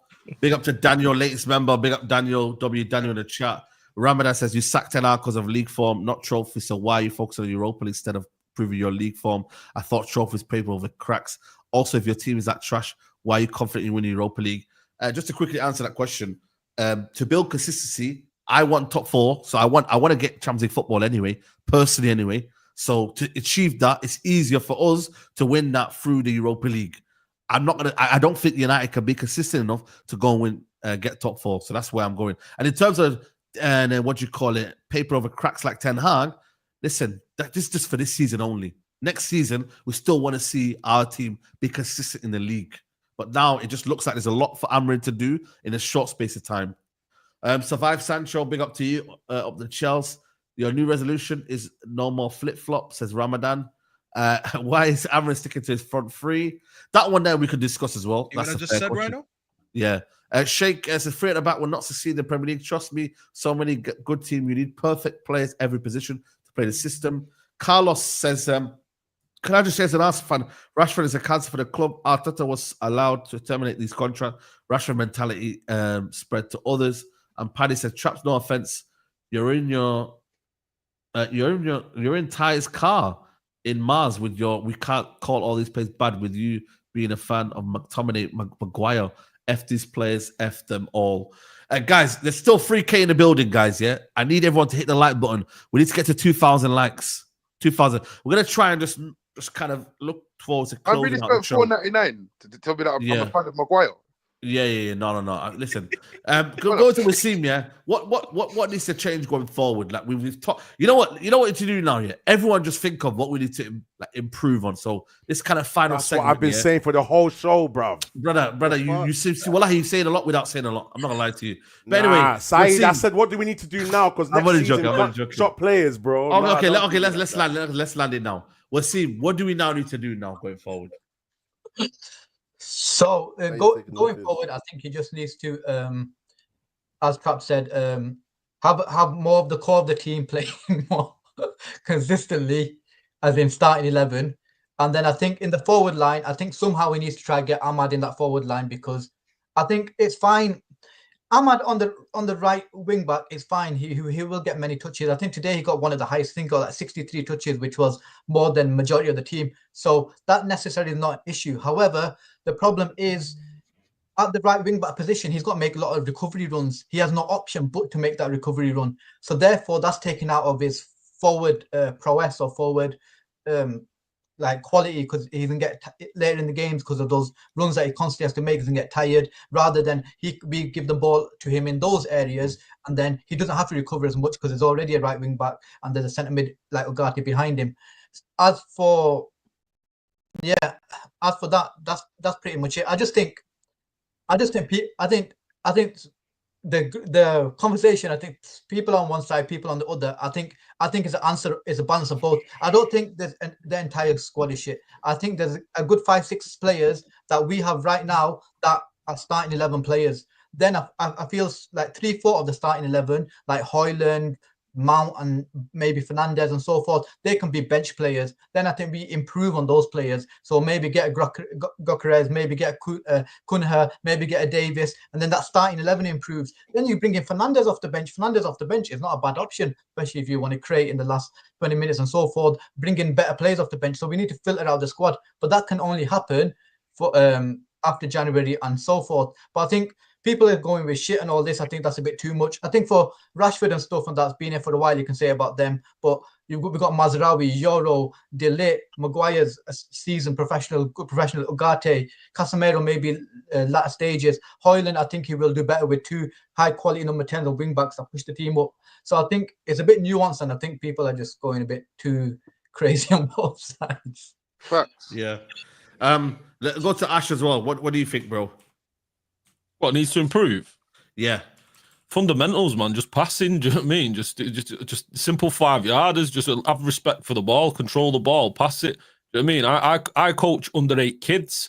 Do you know what I mean? That pass better than some of these boys out here. You know, just take your time. You look at that pass from Yoro to Bruno, and then just a missed time of it. Just like no respect for the ball. Just simple fundamentals. That's all what I'm doing, really. Like what seems saying there, get Ahmad up top.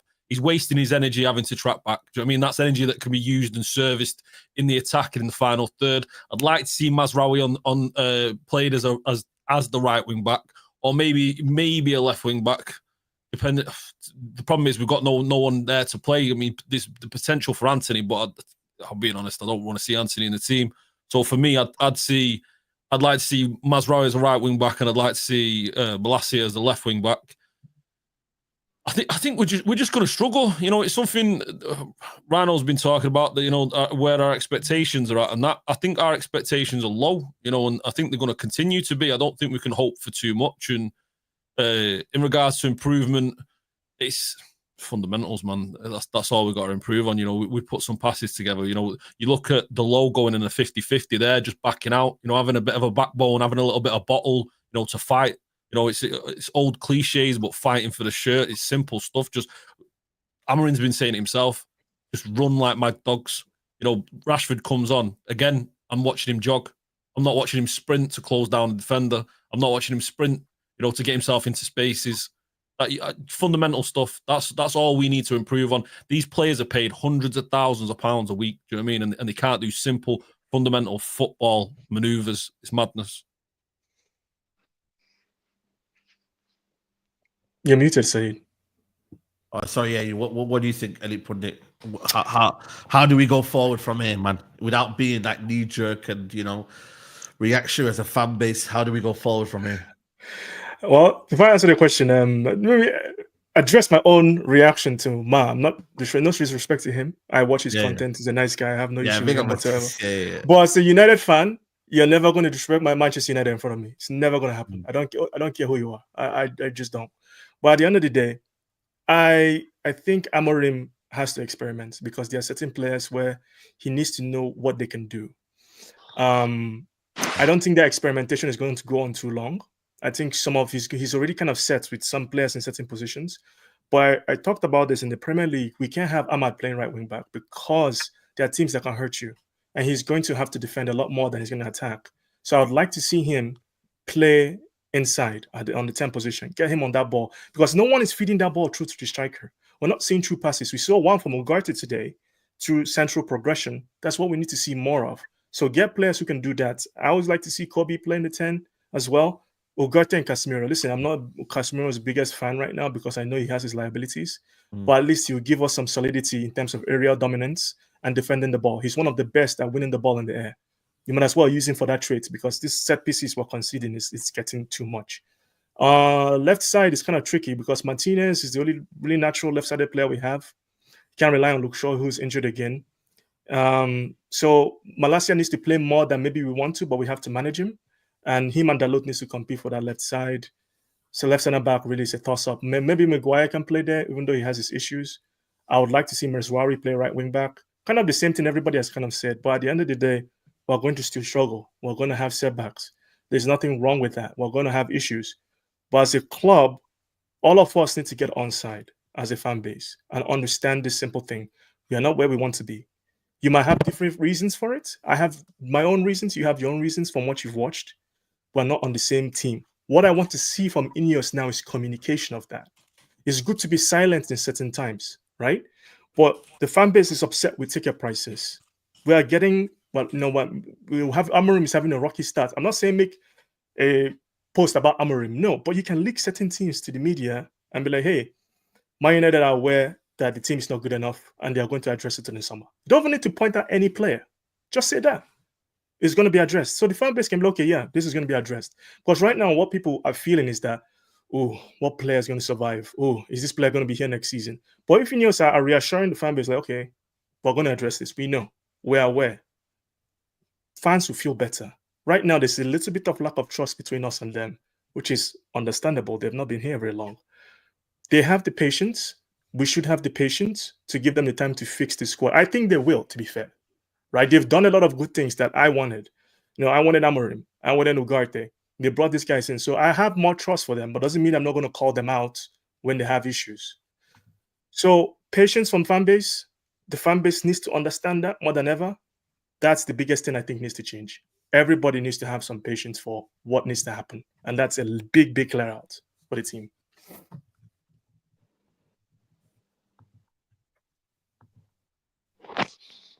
Sorry, Staffy, what are you saying? Final comments. About what changes in the team? Yeah, no, just going forward, what needs to change? No, listen, I agree with Brian. Brian has been speaking a lot of facts today. And listen, we're still through an experimenting phase. And that's why I'm not really harsh with Emmer, because I think we know the team, obviously, as United fans, watching most of these players over the years than he is. And even if he knows them from the reports and the research and just the coaching stuff, obviously they taking on a job like this, he's still aware of the squad that he's taken over. But he does, as Ryan said, he needs to do a lot of rotations, a lot of experimenting. And unfortunately, some of the experimenting has to fail first for him to learn that, yeah, that one I'm not going to do again. Experimenting does not only mean that you get it right. You need to get some of them wrong for him to know not to do that again. So I think we're all on an agreement here that I think we debated a lot of things, but I don't think anyone here is even this bit of close of not trusting Emery. We know it's a big job and we know it's going to go time. It's going to take time. But I hope that from today, last game, and even the game before, that he sees some of the things that went wrong and makes a little bit more changes, because we did a predicted 11 yesterday, Saeed, and we pretty much all got it wrong because he surprised us with a few things. Yeah, So I hope now that he's looking at it, he's like, you know what? We're really struggling in that front department. I need to put Ahmad there. Maybe it's time that I start relying on Malacia more on the left, Dallo more on the right, or maybe putting Mazraoui on the right, just to get Ahmad in that position. We've tried Ahmad in the right wing back a lot, and fair enough to him. He's been getting his GA. He got another assist today. But I need more creativity. I need goals. As much as we're sitting here and we're talking about the squad not being good enough right now, we still need to win. It is a results-based business. So I can have low expectations, but we still need to go and we need to improve. So I wanted to take the lessons from today in terms of tactics and improve on the next game. So I want to start seeing Ahmed, as I said, in the 10. I want to see our natural wing backs playing in their natural positions. Malacia on the, as I said, Malacia on the left, and Dello on the right. In terms of the mistakes that I've seen today, unfortunately, even though we spent a lot of time, I think we were arguing about things that we shouldn't be arguing about. Today, he still coached a winning game. You look at the stats show it. At worst, today we should have drawn. We should have never conceded 3 goals today, and we should have never lost. And I don't think when Emran, by the way, tells us we need to, what was his wording, that we need to suffer before it gets better, or we have to go through the storm. I think when he says that, he talks about being found out in terms of tactics, players failing in certain positions.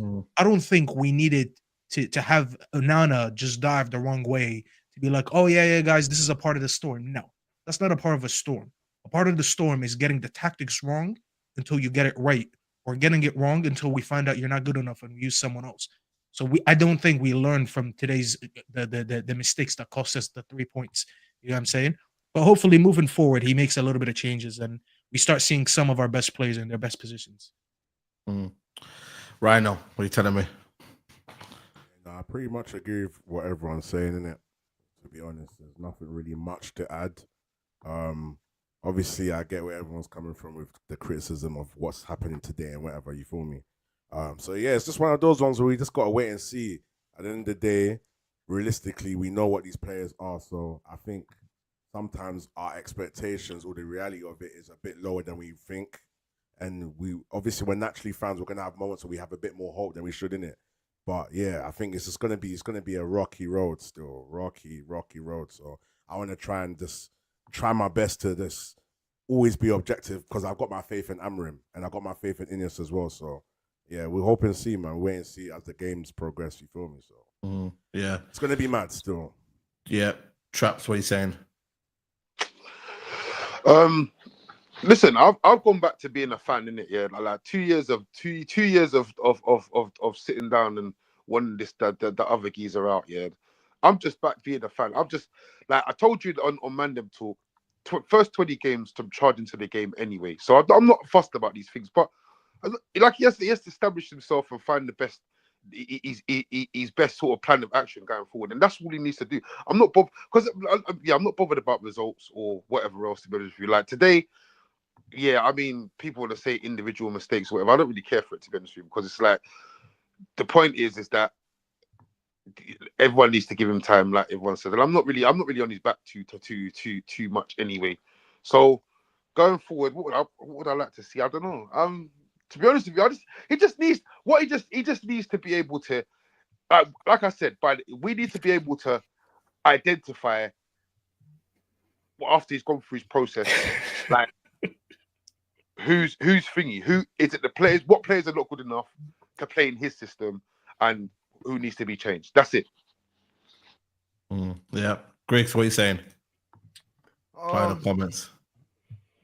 United is going to be a roller coaster. I do agree that the rotation at some point does need to stop. I think you do have to find your best 11 as a footballing coach. Like you should know what your best 11 players are. I understand you're still trying to get used to. Like Staffy mentioned, he is getting players back from injury, right? Because we had somewhat of an injury crisis. But you watch him in training every day. You watch him on the pitch. Now, obviously, you have Europa League as a pathway to also view how they play. And I think by January, I think he should know. I also agree with what I think Wasim mentioned at first. Ahmad in the 10. I know he's probably the only person he trusts to play that right wing back position. But at the end of the day, we have a crisis in the final third, in the front three. None of those guys have any sort of level of footballing intelligence right now. And Ahmad is the only one that can really fit that role. If it means Mazraoui has to move from center back and play right wing back, it has to do it. If it means Dallo has to play there and hopefully he picks up some level of form, it has to be that. Whether it's to try Anthony there, or maybe he has to try maybe a Garnacho there. I don't know what he has to do. But Ahmad is not, he needs to be in that final third, in that front three. He needs to be there. Not only that, it's not even just because, like, it's also I want to see how he looks in that front three. We haven't seen it yet. I want to see how he looks because we all have a vision of Ahmad in the future. Like next season, for example, we all have him as of right now pinpointed in that right 10. We're all talking about the left 10. So let's make sure that we actually have that right 10 for the future. So that way, this is coming back to Ineos. We know what Ineos have to prioritize this upcoming summer, that left 10, and to go big in that position. We all have our favorites here for that position. We need to sign someone in that position because today, once again, Alejandro Garnacho, shit on the pitch, shit on social media like in tweets, shit all over the place. We need a left 10. Marcus Rashford, he didn't even play on the left today, he played on the right. But anyway, something needs to happen because right now it looks like our bench options is Mason Mount in the 10. I no disrespect to Mason Mount, but when I need a goal, that is the last person I'm looking at to get me that. He's great to start games, great to keep you in games, but when you need a goal, you don't look at Mason Mount. He's probably the last person. I would rather look at Anthony to get me a goal than Mason Mount, which is crazy coming from me. But United need to address that front, that 10, and then center back. That's another. I think United hopefully, I think he knows what his best three is. Obviously, Lenny Euro's back now. I think he's probably going to be one of the first guys. I think Lisandro Martinez, I think Brian mentioned, he's the only left footer we have. Luke Shaw is on the injury list again. So I think those two speak for themselves. It's about that center. I don't know who he wants to put there. I say Maguire. I know Ash says Delict. Who the hell knows? Maybe he puts Casemiro there next game. I don't know, man. I haven't seen Casemiro in like 3 days. It feels weird. I'm sure Safi doesn't. Yeah. Yeah, we just got to mount the store, man. This next month, I don't even want to look at the fixtures, guys. This is where the real men are made. Are you guys ready to be in the trenches? This is what it means to be a sports fan. Me and Staffy know as Knicks fans, bro. We've been in the trenches. Are you guys ready as United fans to properly? Because what United fans have never properly lived in the trenches. You guys always set the expectations way too high. It's every single year, league, or top 4, top. Oh, you gotta get ready to ride in the trenches. Today was the first time I see United lose. Obviously, it hurts to lose, and it always hurts to lose. But we played good, but we lost. Yeah, it happens. No need to be going over the top and doing crazy rants about it. Yeah. See the other day, yeah. See, this is how I know, yeah. Like things are just changing, and you just need to just let it feed. The other day, I was watching. I can't remember what game I was watching, but I had a grin on my face. You know, I haven't had a grin on my face in about 2 years of watching Man United. I swear to God. Like, it's just, yeah. I just, yeah.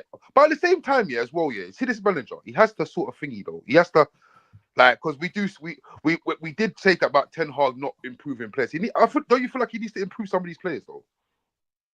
Now he will, but again, like I said, it's time, innit? It's just time. Yeah, certain players, like for example, like a Hoyland, he needs to improve. That's someone you need to improve. Yeah. Kobe Mainu, that's someone you need to improve. Lenny Euro, that's someone you need to improve. When you look at Marcus Rashford, the Bruno Fernandeses, the Luke Shaws, the Harry Maguires, he doesn't need to improve. The Sancho, all of them, man. It's not his responsibility. Maybe Ineos will put Marcus Rashford on him, right? Because he's still the English, all that kind of stuff, whatever.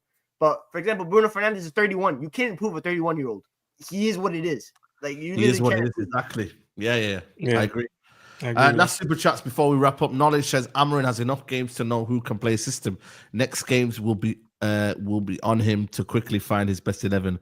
Today was bad, and he has to cut out giving certain players a chance, and it will work. And we have too many players that have Bozo gene, and it gets activated and fucks over in our best and worst moments. Clown behavior from them, no IQ. Listen, we're going to wrap this up, man. It's been a long day. Please hit the like button on the way out, man. We're on 1.5k likes. Can we get to 2,000 people? You know what I mean? Liking the video. That means, you know, a lot of these 1,000 people that are here that have not liked the video, man. So, yeah, man. Big up to everyone who's locked in. Make sure you're not subscribed to everyone's channels, man. Elite Pundit, Ash Meppers, Staffy TV. Wasim, have you gone to 100 subscribers yet? Are you there, yeah? Big up, man. Congratulations on your first 100 subscribers. Rhino, MGTV as well. Follow him as well. And we're going to redirect to Griggs. Griggs is going live now, people. Head over to Griggs. Maybe a bit more calmer episode on there. You know what I mean?